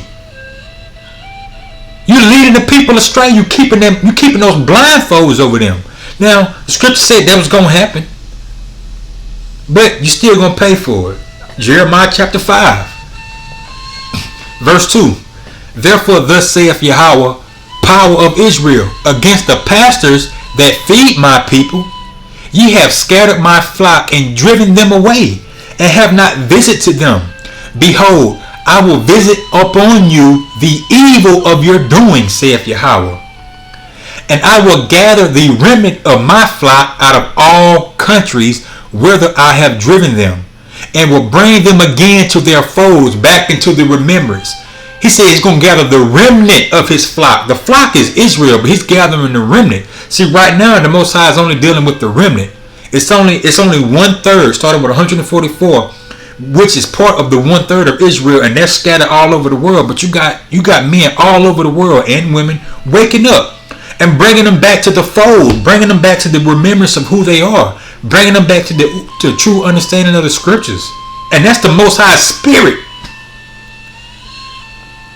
Verse 3 again. And I will gather the remnant of my flock out of all countries whither I have driven them. And how is he gathering us? He's gathering us by the word. Baruch chapter 5.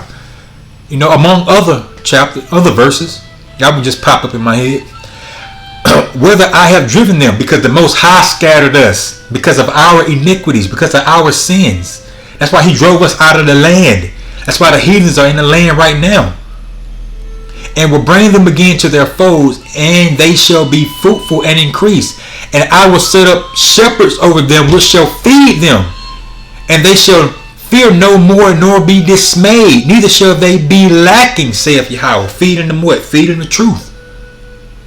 Behold, the days come, saith Yahweh, that I will raise unto David a righteous branch, and a king shall reign and prosper. That's Yahushua, and shall execute judgment and justice in the earth. That hasn't happened yet. When he come back, he's coming to set up righteousness on the earth. So that's what we're praying for. That's what we're hastening for, the return of Hamashiach Yahushua, to set up his kingdom, because it's going to be a kingdom of righteousness. And this wicked ass kingdom is going down. All the lies, all the poisons, all the wars, all the manipulations, all the oppression. Behold, the days come, saith Yahweh, that I will raise unto David a righteous branch, and a king shall reign and prosper, and shall execute judgment and justice on the earth. That's when Yahweh shall come back. So that hasn't happened yet. In his day, Judah shall be saved, and Israel shall dwell safely. That's both kingdoms. That's the northern kingdom, Israel, and the southern kingdom, Judah. See, right now, those people in the land, they just call themselves Judah and Levi. They say they're from the seed or the line of the lineage of David and they're the priests. They're so that would make them from Judah and Levi. But Israel as a whole, the nation of Israel, is not going back into that land until Yahweh shall come back and take the people out of the land out and bring his people into the land. But we're gonna let the Most High say it. We're gonna let the Most High say. I'm gonna read that verse again, and we're gonna see what the Most High say. Verse 6 again. In his day, Judah shall be saved, and Israel shall dwell safely. And this is his name whereby he shall be called, the Lord our righteousness. That's Yahweh Shai. Therefore, behold, the days come, saith Yahweh, that they shall no more say, Yahweh liveth, which brought up the children of Israel out of the land of Egypt, but Yahweh liveth, which brought up and which led the seed of the house of Israel out of the north country, and from all countries whither I have driven them, and they shall dwell in their own land. The Most High said the days are coming when you ain't going to talk about Egypt no more, because it's going to be such a great deliverance. It's going to be an afterthought about Egypt. He split the Red Sea. He had the plagues. They came out with riches. This is going to be a great deliverance. You know why? Because there's going to be chariots coming to deliver Israel in the midst of this place being destroyed. This is the Most High's words. So why the hell your pastors are not telling you this? Let's read verse 7 and 8 again. Therefore, behold, the days come, saith Yahweh, that they shall no more say that Yahweh liveth, which brought up the children of Israel out of the land of Egypt. But what they gonna say? Yahweh liveth, which brought up and which led the seed of the house of Israel out of the north country. What north country? North America, Babylon the Great, and from all countries and the other countries whether he scattered us. And they shall dwell in their own land. Alright, man, let's go back to this. If you don't get it, then it ain't meant for you to get it.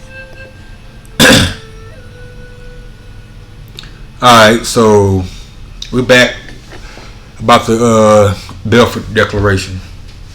The Belford Declaration, which resulted in a significant upheaval in the lives of Palestinians, was issued on November 2nd, 1917.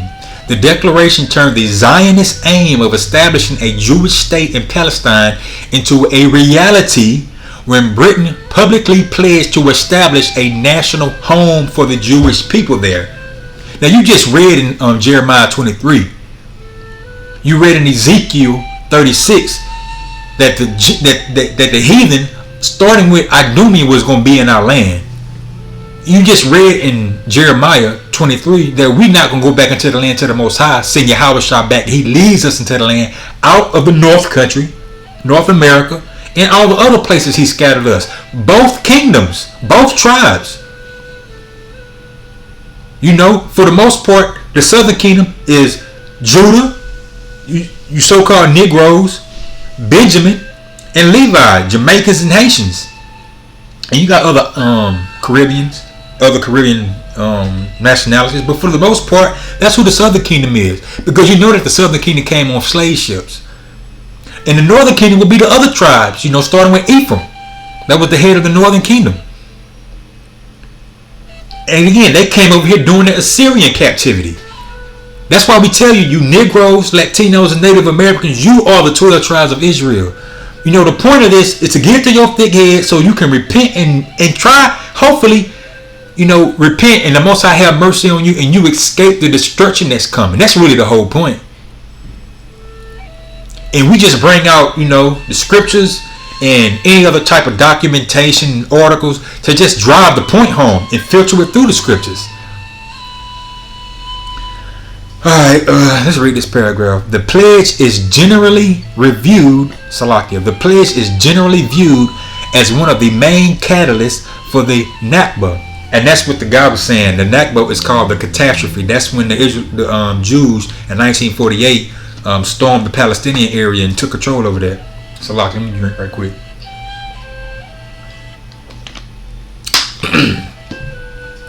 If I hover, it might say it here.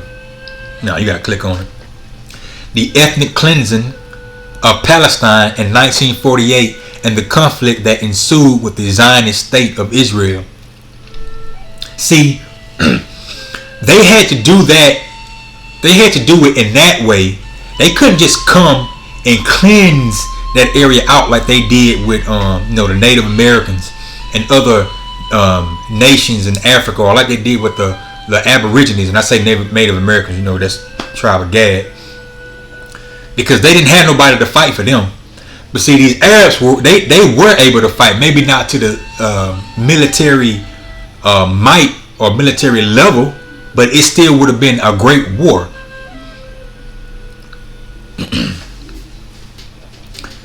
Alright, so the pledge is generally viewed as one of the main catalysts for the Nakba, the ethnic cleansing of Palestine in 1948. So the whole point I was trying to say, they had to build sympathizers. They had to come in little by little. They had to portray this image as, no, we're trying to make a resolution or resolve the conflict. What's going on? We want peace.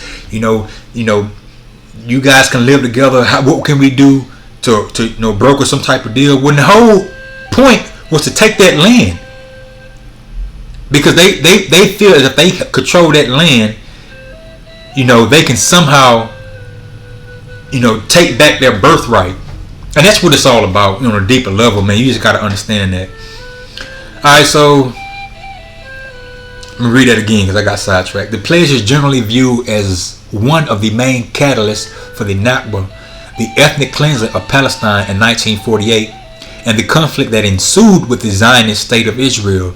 It is regarded as one of the most controversial and contested documents in the modern history of the Arab world, and has puzzled historians for decades. I don't know what's puzzling about it. It's Esau eating the devil. What is the Barefoot Declaration? The Barefoot Declaration, Balfour's Promise in Arabic, was a public pledge by Britain in 1917 declaring its aim to establish a national home for the Jewish people in Palestine.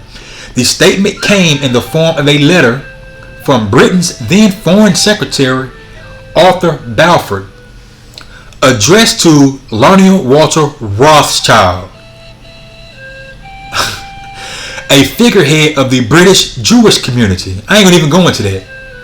It was made during World War I, 1914 and 1918, and was included in the terms of the British Mandate for Palestine after the dissolution of the Ottoman Empire.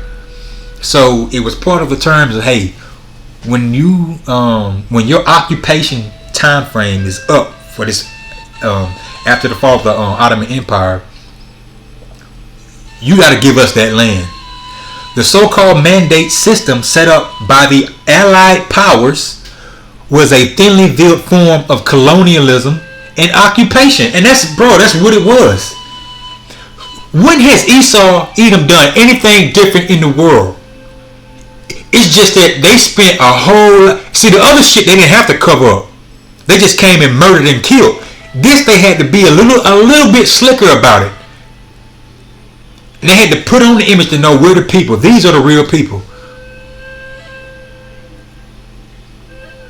It's the wars. But it's all about occupying that land. And they think they're going to be able to offset the prophecy some way. But they're doing everything physical, but this is spiritual. These are spiritual temples. This is the spirit. This is the temple made without hands. They got talk about building the third temple again, and I got a video I want to play about that, but not to sidetrack too much. But listen to this sentence again. The so-called mandate system set up by the Allied powers was a thinly veiled form of colonialism and occupation, and that's all it was. That's why I read all that other stuff. The system transferred rule from the territories that were previously controlled by the powers defeated in the war. Here you go. Germany, Austria, Hungary, the Ottoman Empire, and Bulgaria to the victors. So the victors were France and Britain in that area. The declared aim of the mandate system was to allow the winners of the war to administer the newly emerging states until they could become independent. So that's the reason why the British occupied that land, occupied that area, until they could build a case internationally for the so-called Jews to move into that land. And they might take this video down, but it's all good. I'll put it up on another site if they do. But all I'm doing is reading. But it's all good. It don't really matter. So, to like I said, build world sympathy and slowly immigrate people in legally and also illegally. And when I say illegally, that's what the what was it? Was it Ali Bet? Yeah, Ali Bet. But who you think was doing that? Who was getting them? Who was getting them from Europe into Palestine? The case for Palestine, however, was unique. Oh, let me read that sentence again. The declared aim of the mandate system was to allow the winners of the war to administer the newly emerging states, just be, over it, until they could become independent. The case of Palestine, however, was unique. Unlike the rest of the post-war mandates, the main goal of the British mandate there was to create the conditions for the establishment of a Jewish national home. So there was no such thing as the Jewish national home at that time. They created the conditions for it, where Jews constituted less than 10% of the population at the time. Upon so-called Jews, again, that's why I mentioned John Hyrcanus and Edomites being converted. Are there some Jewish people who are actually Israelites? Yes. We just speak for the most part. Upon the start of the mandate, the British began to facilitate the immigration of European Jews to Palestine between 1922 and 1935. The Jewish population rose from 9% to nearly 27% of the total population. Though the Barefoot Declaration included the caveat that nothing shall be done which may prejudice the civil and religious rights of existing non-Jewish communities in Palestine, the British mandate was set up in a way to equip Jews with the tools to establish self-rule, military, economic, national support, at the expense of the Palestinian Arabs. Why was it controversial? The document was controversial for several reasons, and this is the meat of it. Firstly, it was, in the words of the late Palestinian American academic Edward said, made by a European power. Who? Job 9:24. The earth is given into the hand of the wicked. Firstly, it was, in the words of the late Palestinian American academic Edward Said, Edward Said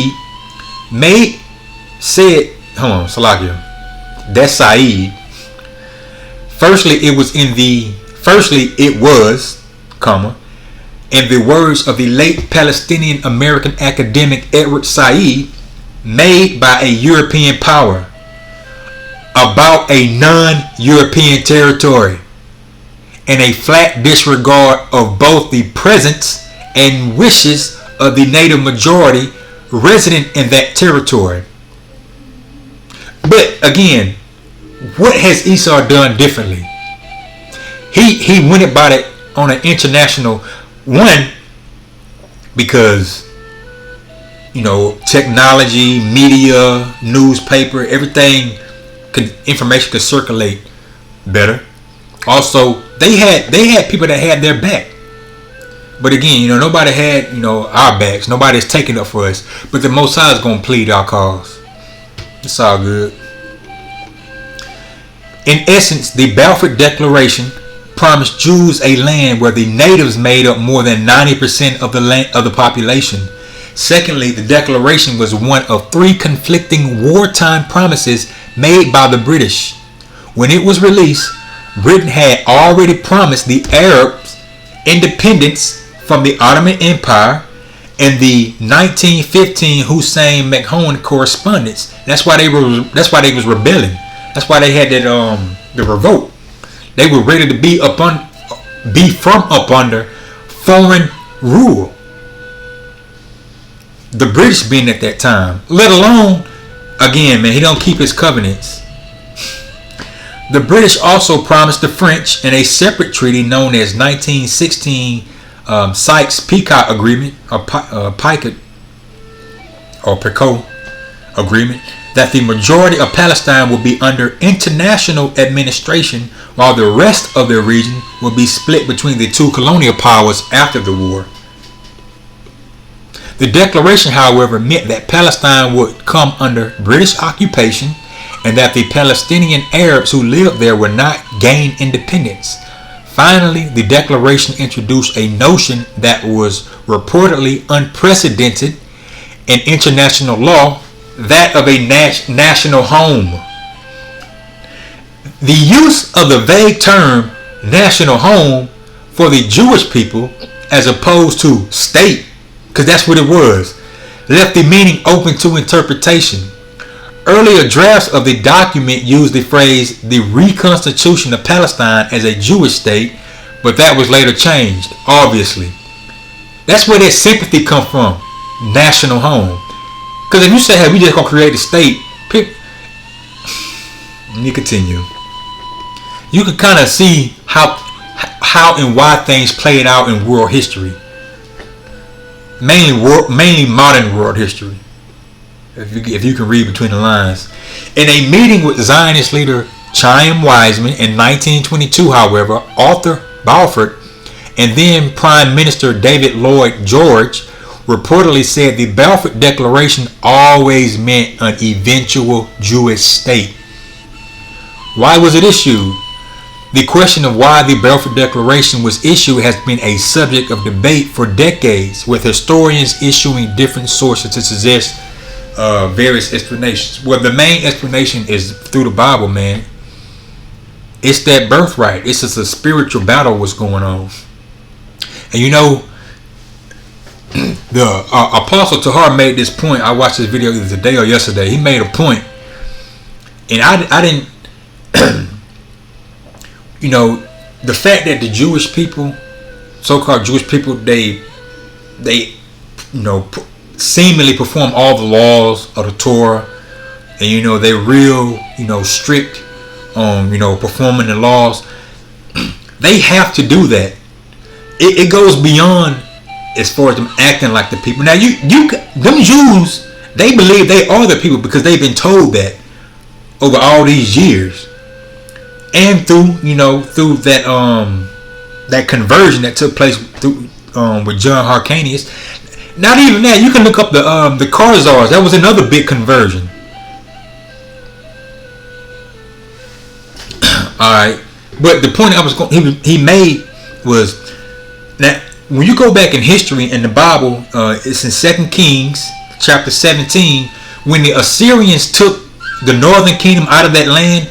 They had Babylonians and Assyrians and other people from other different city-states or cities in their kingdom move into Samaria, move into Israel and occupy that land. Matter of fact, let me just get it. Let me get it right quick. It'd be better if I read it. 2 Kings 17.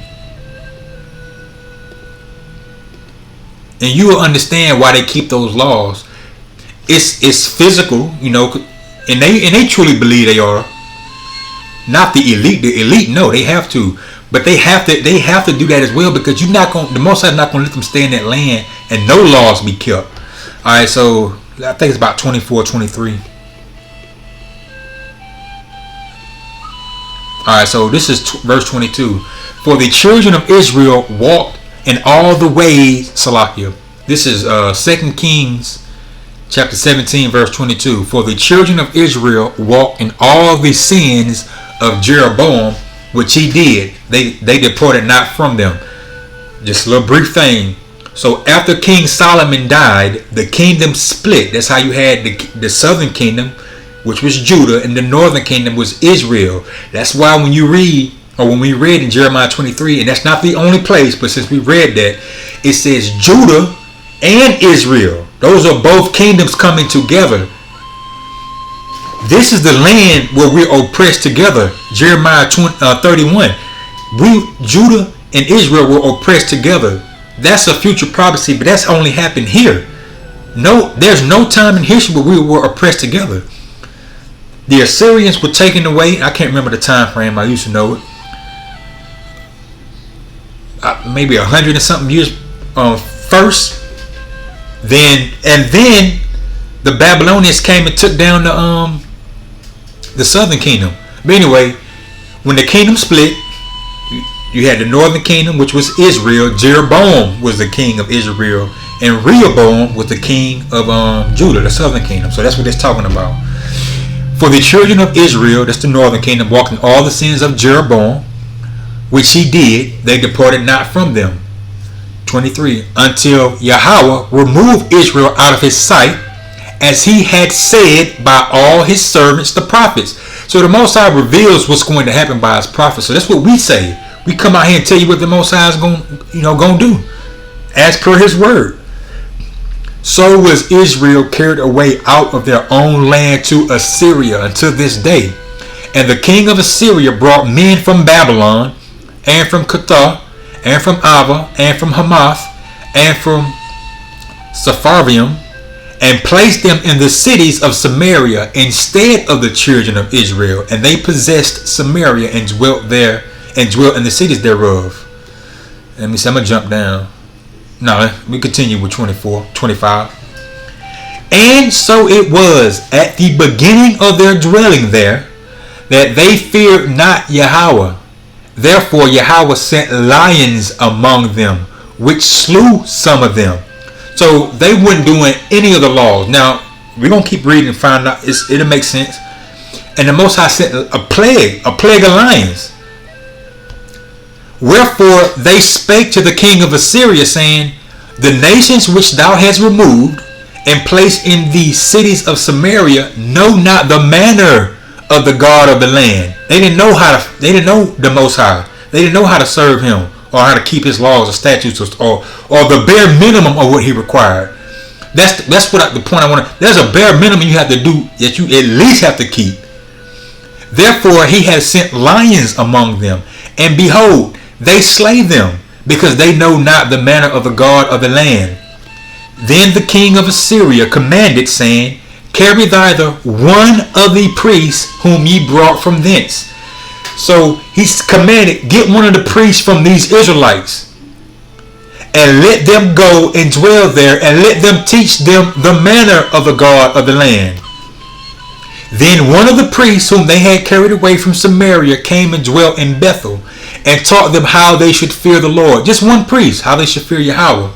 So listen, howbeit, verse 29, howbeit every nation made gods of their own. This is the people that moved there, and put them in the houses of the high places, which the Samaritans had made, every nation in their cities wherein they dwelt. And the men of Babylon made made Sakophbenoth, that's an idol.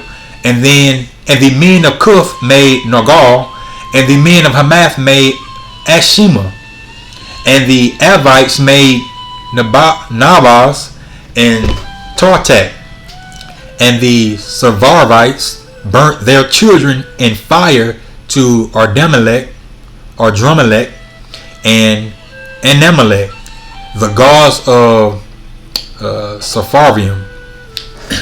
But listen, so they feared Yahweh, and made unto themselves the lowest of them priests of the high places, which sacrificed for them and the houses of the high places. Verse 33. They feared Yahweh, and served their own gods after the manner of the nations whom they carried away from thence. So they still practiced their own idolatry, but they also did what they needed to do to stay in that land. That's the point. So that's why they practice. There's a spiritual aspect to it, and there's a physical or carnal aspect to it. And I was already familiar with this verse, and I want to make this point. This is why it's important to have teachers. I was familiar with this story. I understood that this happened. You know, also understood the spiritual aspect of why the so-called Jews practice the laws. They wear their little hats, which ain't part of the law, but that's their own thing going to Saturn. You can look that up. But they seem like they're very devout in their customs, and it's a religion to them. That's not their true heritage, but they have to be. There's a spiritual aspect to it, and I knew that, but I never made the connection though. They have to do that, because just like the Most High sent plagues, it was lions that time. It could be a plague of anything. The Most High could do whatever He want to do, but you at least have to do a bare minimum. And because they got, I think Tel Aviv is like one of the, if not the biggest. I know they have the biggest gay parade, in the world. It's in Tel Aviv. So there's no difference between these other nations that the Assyrians sent to move in there. They were still worshiping their other gods, but they were also, worshiping the Most High as well, or doing what they needed to do to show, fear of Him while maintaining that land. There's no difference what they do now, what they do over there. They worship Saturn. The so-called Jews worship Saturn. They got Tel Aviv going on. They got other atrocities. They fund wars. So they still worship their own gods, but they practice the laws. I just wanted to throw that point out there. So let's go back to this. The question of why the Barefoot Declaration was issued has been a subject of debate for decades, with historians using different sources to suggest various explanations. While some argue that in the British government at the time were Zionists themselves, others say the declaration was issued out of anti-Semitic reasoning, which is what they pushed. They pushed that that's the reason, that giving Palestine to the Jews would be a solution to the Jewish problem. In mainstream academia, however, there are a set of reasons over which there is a general consensus.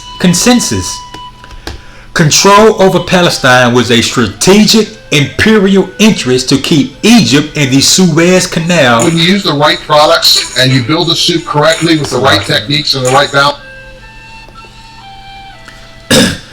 Control over Palestine was a strategic imperial interest to keep Egypt and the Suez Canal within Britain's sphere of influence. And the Suez Canal is where, Iran controls that canal, so they're able to, ship out all that oil.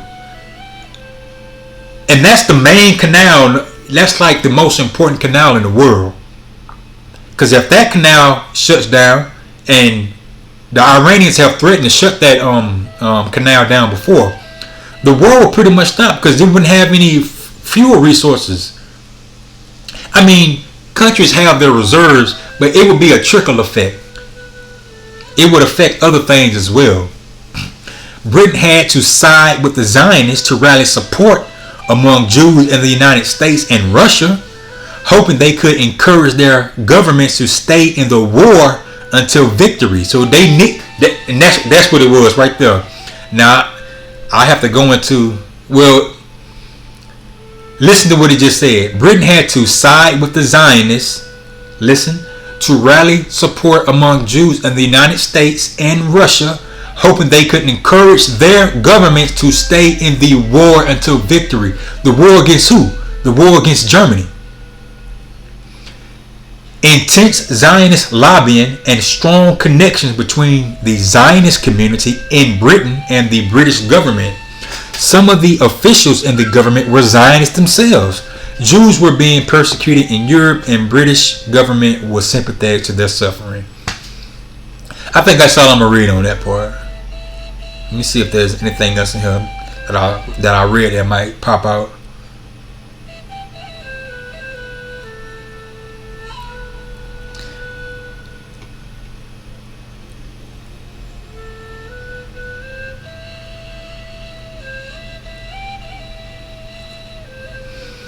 I mean, you get the point. You can go back and read this. I read it. But after reading all that, Salaki. I want to read something. Let's go to Ezekiel 35. This is Ezekiel chapter 35, verse 6. Therefore, as I live, saith the Lord power, I will prepare thee unto blood, and blood shall pursue thee. Since thou hast not hated blood, even blood shall pursue thee. That's referring to war. You know, you shed all this blood for the sake of your agenda. Whether it's there in our land that you're claiming as your land, whether it's here, the blood of the saints. You know, the Northern Kingdom, the so-called Native Americans, you know, the Israelites in slavery, and other nations around the world, you know, the Japhetic tribes, especially down there in Australia, you know, the Inuits up there in Canada. What was the article maybe last year? A body of 100 students, 100 kids that they sent to reboard school. Is it boarding schools? Yeah. And you know what that was all about?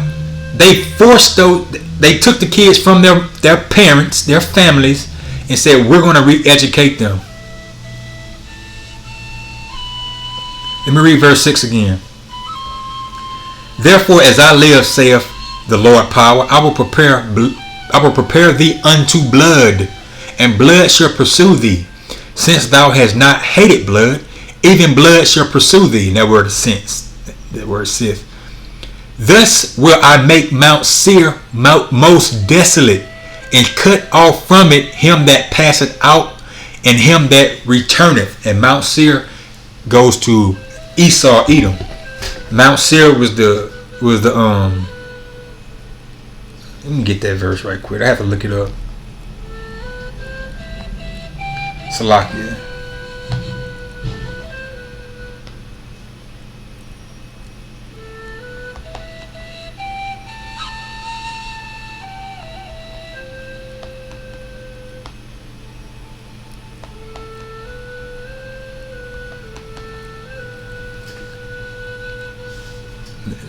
Give me one moment. Salakia. Because it say it plainly. Alright, Genesis 36 and 8. This is Genesis 36 and 8. Let's get it right quick.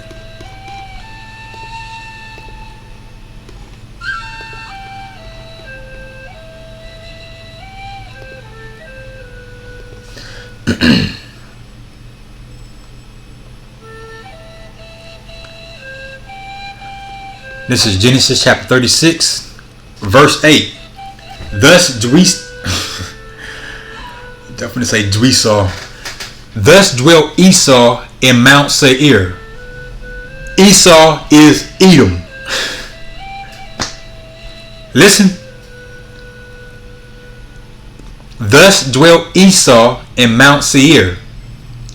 Esau is Edom. So when it's talking about Edom, it's talking about the family, the descendants, Esau, Edom.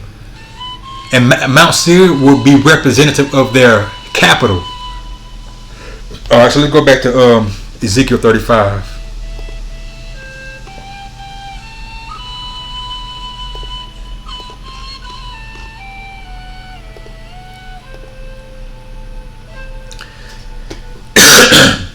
This is Ezekiel 35 verse 7. Thus I will make Mount Seir most desolate. That will be Babylon the Great. America will be the capital of the Edomites. It's the hammer of the earth. It's Babylon the Great. Though all those Edomite nations are going to be judged, but America is the capital of Esau, Edom. All these. Let me just continue. Thus will I make Mount Seir most desolate, and cut off from it him that passeth out, and him that returneth. And I will fill his mountains, that's all his governments, with his slain men. In thy hills, and in thy valleys, and in all thy rivers shall they fall. Salakia, let me read that again. Verse 8. And I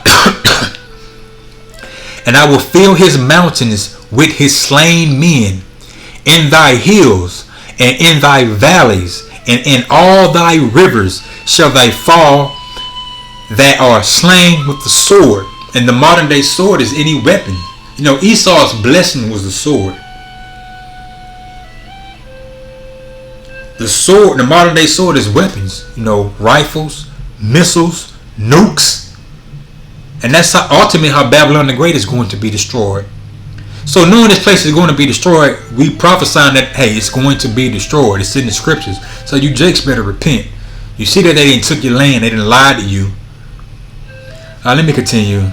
Verse 9. I will make thee perpetual desolations, and thy city shall not return, because nobody is ever going to inhabit Babylon the Great again once it's destroyed. This place is never going to be inhabited.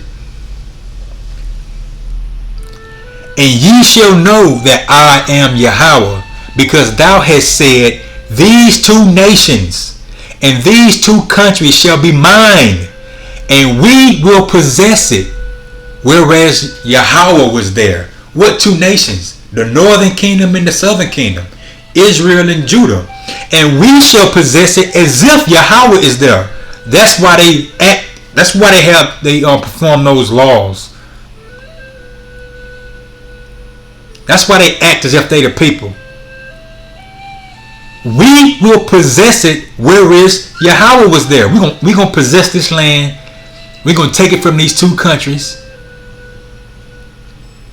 And we're gonna take the land like it's ours, like we there, like the Most High was with us.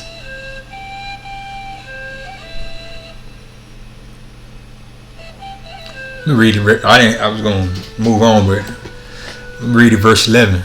Therefore, as I live, saith the Lord power, I will even do according to thine anger and according to thine envy, which thou hast used out of thy hatred against them, and they hate us. And just as much as he hate us, that's the same amount and double the amount of punishment that the Most High is going to pour out on him, and they're in his indignation. And I will make myself known among them when I have judged thee. Alright. Let me see. Let me read. I might as well read. I might as well keep on reading, man. Alright, so this is verse 12. And thou shalt know that I am Yahweh, and that I have heard all thy blasphemies. What are their blasphemies? Blasphemies. Saying they the people, saying we not the people. Taking the Most High's covenant, taking the Bible, taking the law, statutes, and commandments. Psalms 50 say, what hast thou to do to declare my judgments? What hast thou to do to declare my statutes? Seeing thou hast hated instruction. Meaning, who are you to take my Bible, to take my covenant in your hand, seeing you don't follow none of the laws that I do? Now, when I say none of the laws, you know, they practice those laws, but it's all as a deception and to keep the land. Meanwhile, they know who the real people are. They don't honor any land Sabbaths. They don't, you're supposed to have a jubilee year. You know, say you in debt to somebody. After 7 years, you're supposed to relieve them of their debt. They don't do that. They keep you in more debt. That's what I mean. They don't perform any of the laws. They do the outwardly stuff. But anyway,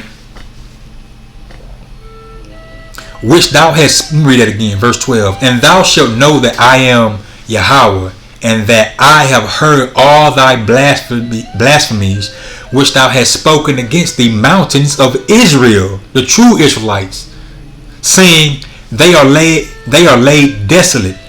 They are giving us to consume, and we were.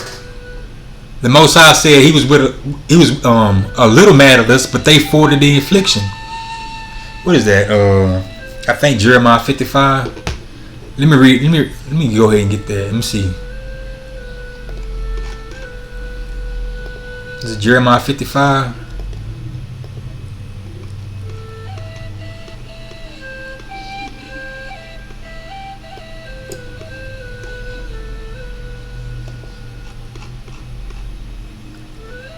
Or is it Salaki again?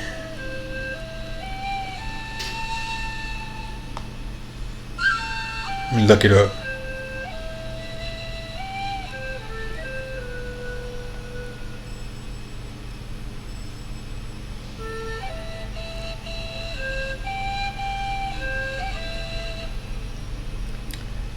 Give me a minute. I want to look that verse up.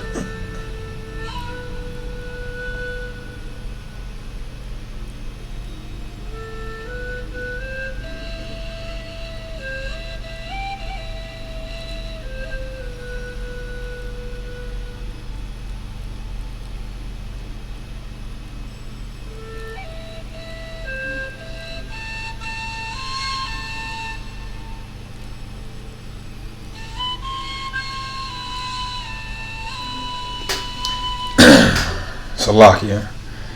It was two of them. I'm gonna get both of them.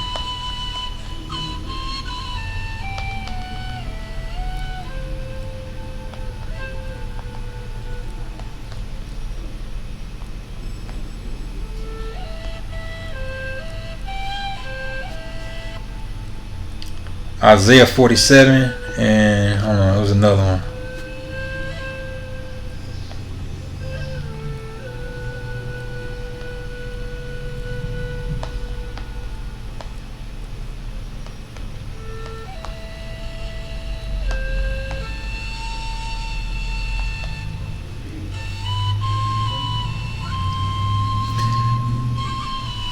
Zechariah 1 and 5. So let's go to Isaiah 47 and 6. It was one in.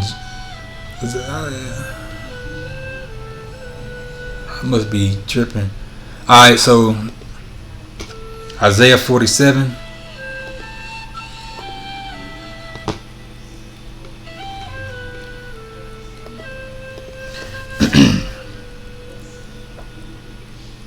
Verse 6. I was wroth with my people. I have polluted mine inheritance and given them into thine hand. Thou didst show them no mercy. Upon the ancient hast thou very heavily laid thy yoke. And the Most High said he was going to discontinue us from our inheritance. That's why they were able to get the land. Because we pissed the Most High off. But they didn't show us no mercy. They laid their yoke on us very heavily. They've had plenty of opportunities, to come out and say, hey, you know what, you the true people. They keep us, they lie. And even now, they try to make it seem like we're the ones that's crazy.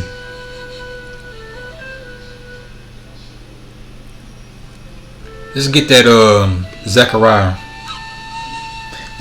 1 and 15.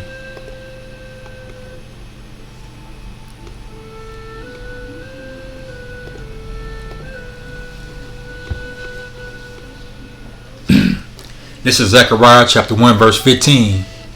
I am very sore displeased with the heathen that are at ease. For I was but a little displeased, and they helped forward the affliction. Therefore thus saith Yahweh, I am returned to Jerusalem with mercies. My house shall be built in it, saith Yahweh of hosts, and a line shall be stretched forth upon Jerusalem. It's talking about he's going to bring us back. But they for the affliction. Where we was at? Verse 12. This is Ezekiel 35. Verse 12. And thou shalt know that I am Yahweh, and that I have heard all thy blasphemies which thou hast spoken against the mountains of Israel, saying, they are desolate, they are given us to consume. Now hold on, it was one more verse. Salaki, it was another one I gotta get.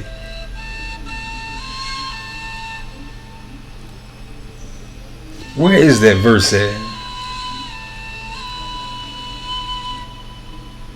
Is it Isaiah 55? Salaki.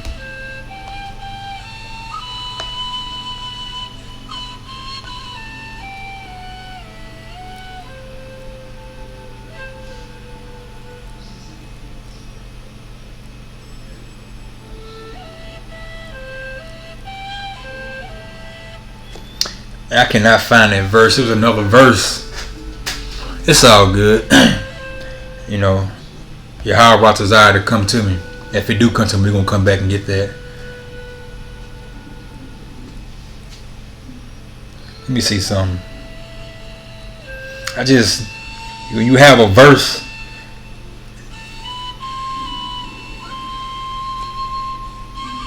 and I have so many notes.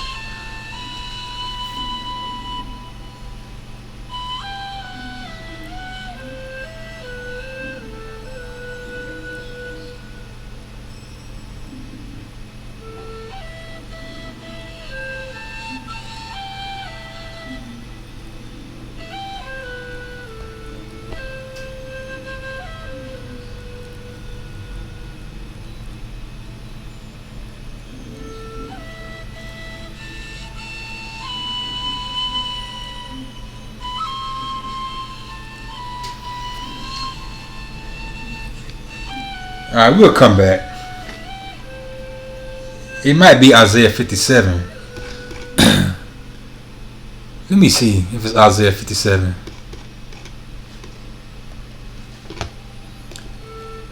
I just really want to get that verse.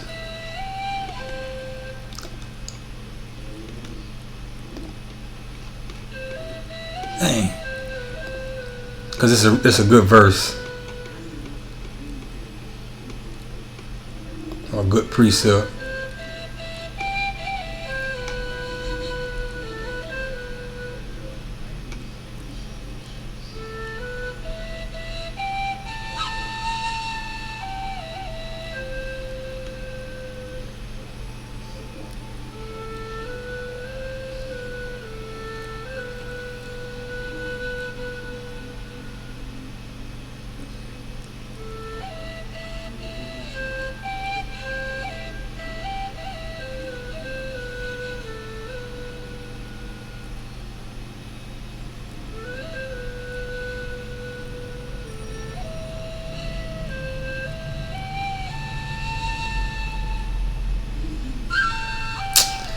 Hey, that's not it.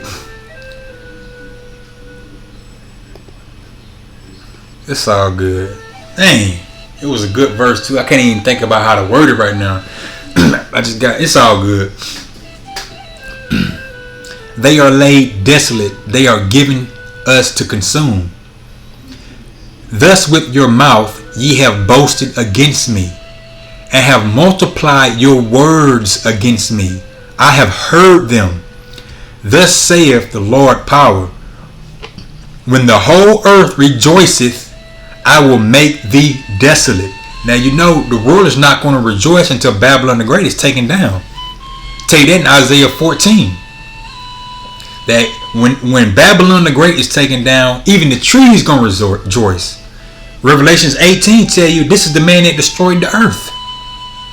Verse 15. As thou didst rejoice at the inheritance of the house of Israel, because it was desolate, so will I do unto thee. Thou shalt be desolate, O Mount Seir, and all Idumea, even all of it, and they shall know that I am Yahweh. So there you go. Luke 23. Let me get that right quick.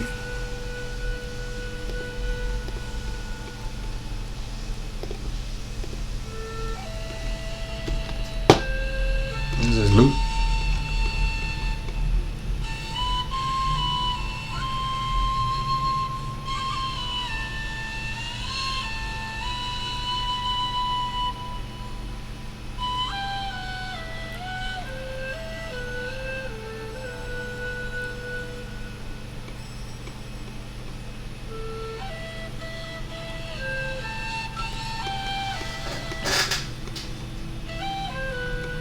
Or is it 21? Or 20.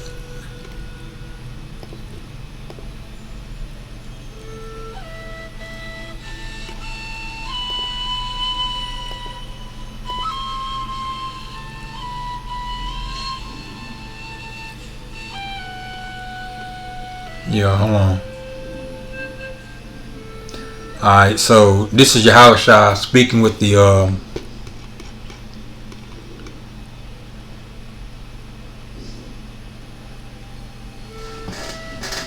speaking about 70 AD.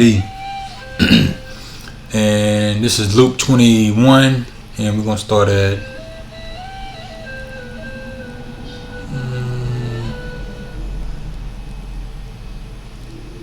we'll start at 22. Alright, so this is talking about 70 AD. He's prophesying, when the Romans were going to, lay siege to Jerusalem.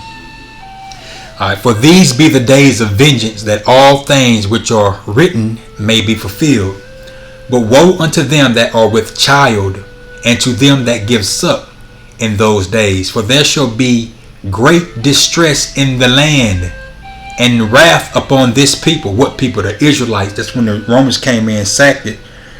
Those who fled, most of them, and during that time, you had Levi, Judah, and Benjamin living in the land in Jerusalem. This is after the fall of the southern kingdom. The southern kingdom was already destroyed. 100 years before that, 100 so years before that, the northern kingdom was already destroyed. The kingdoms, but the Babylonians allowed, the Jews to come back and rebuild the temple, and they drew up to Jerusalem. You had Levi, Benjamin, and Judah. Now you had some of the other tribes because they mingled, but predominantly it was Levi, Judah, and Benjamin. Now you had some that fled into other areas, but for the most part they either fled into Africa or they were trapped there and were destroyed. And that's what he was talking about. He was prophesying this to come, I think 40 years in advance. But woe unto them that are with child, and to them that give suck in those days. For there shall be great distress in the land, and wrath upon this people. And they shall fall by the edge of the sword, and shall be led away captive into all nations. And Jerusalem shall be trodden down of the Gentiles, until the time of the Gentiles be fulfilled. This is Yahushua speaking. What did he just say? He said, and they shall fall by the edge of the sword, and shall be led away captive. Where? Into all nations. And what about Jerusalem?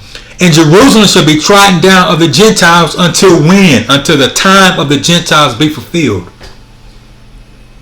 Those Gentiles are still in the land with our identity. I just wanted to get that.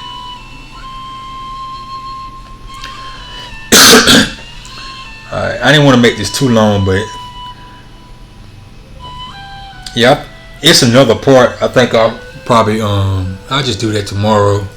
It's another part I want to get into.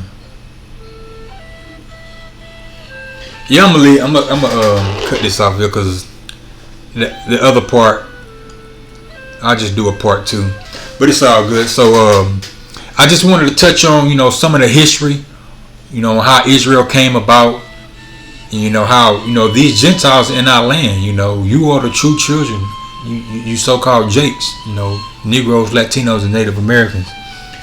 And hey, whenever we do these lessons, it's for you to be edified, but it's the time to come to repentance. This is the time of mercy. This is the time of grace. It ain't for you to do whatever hell you want to do, because hey, Yahushua gonna come like a thief in the night. Alright, so with that, I pray that the lesson was edifying. I'm gonna say all praise Yahweh, Bahashem Yahushua, Bahashem Rakakwadash, and until next time, Shalom.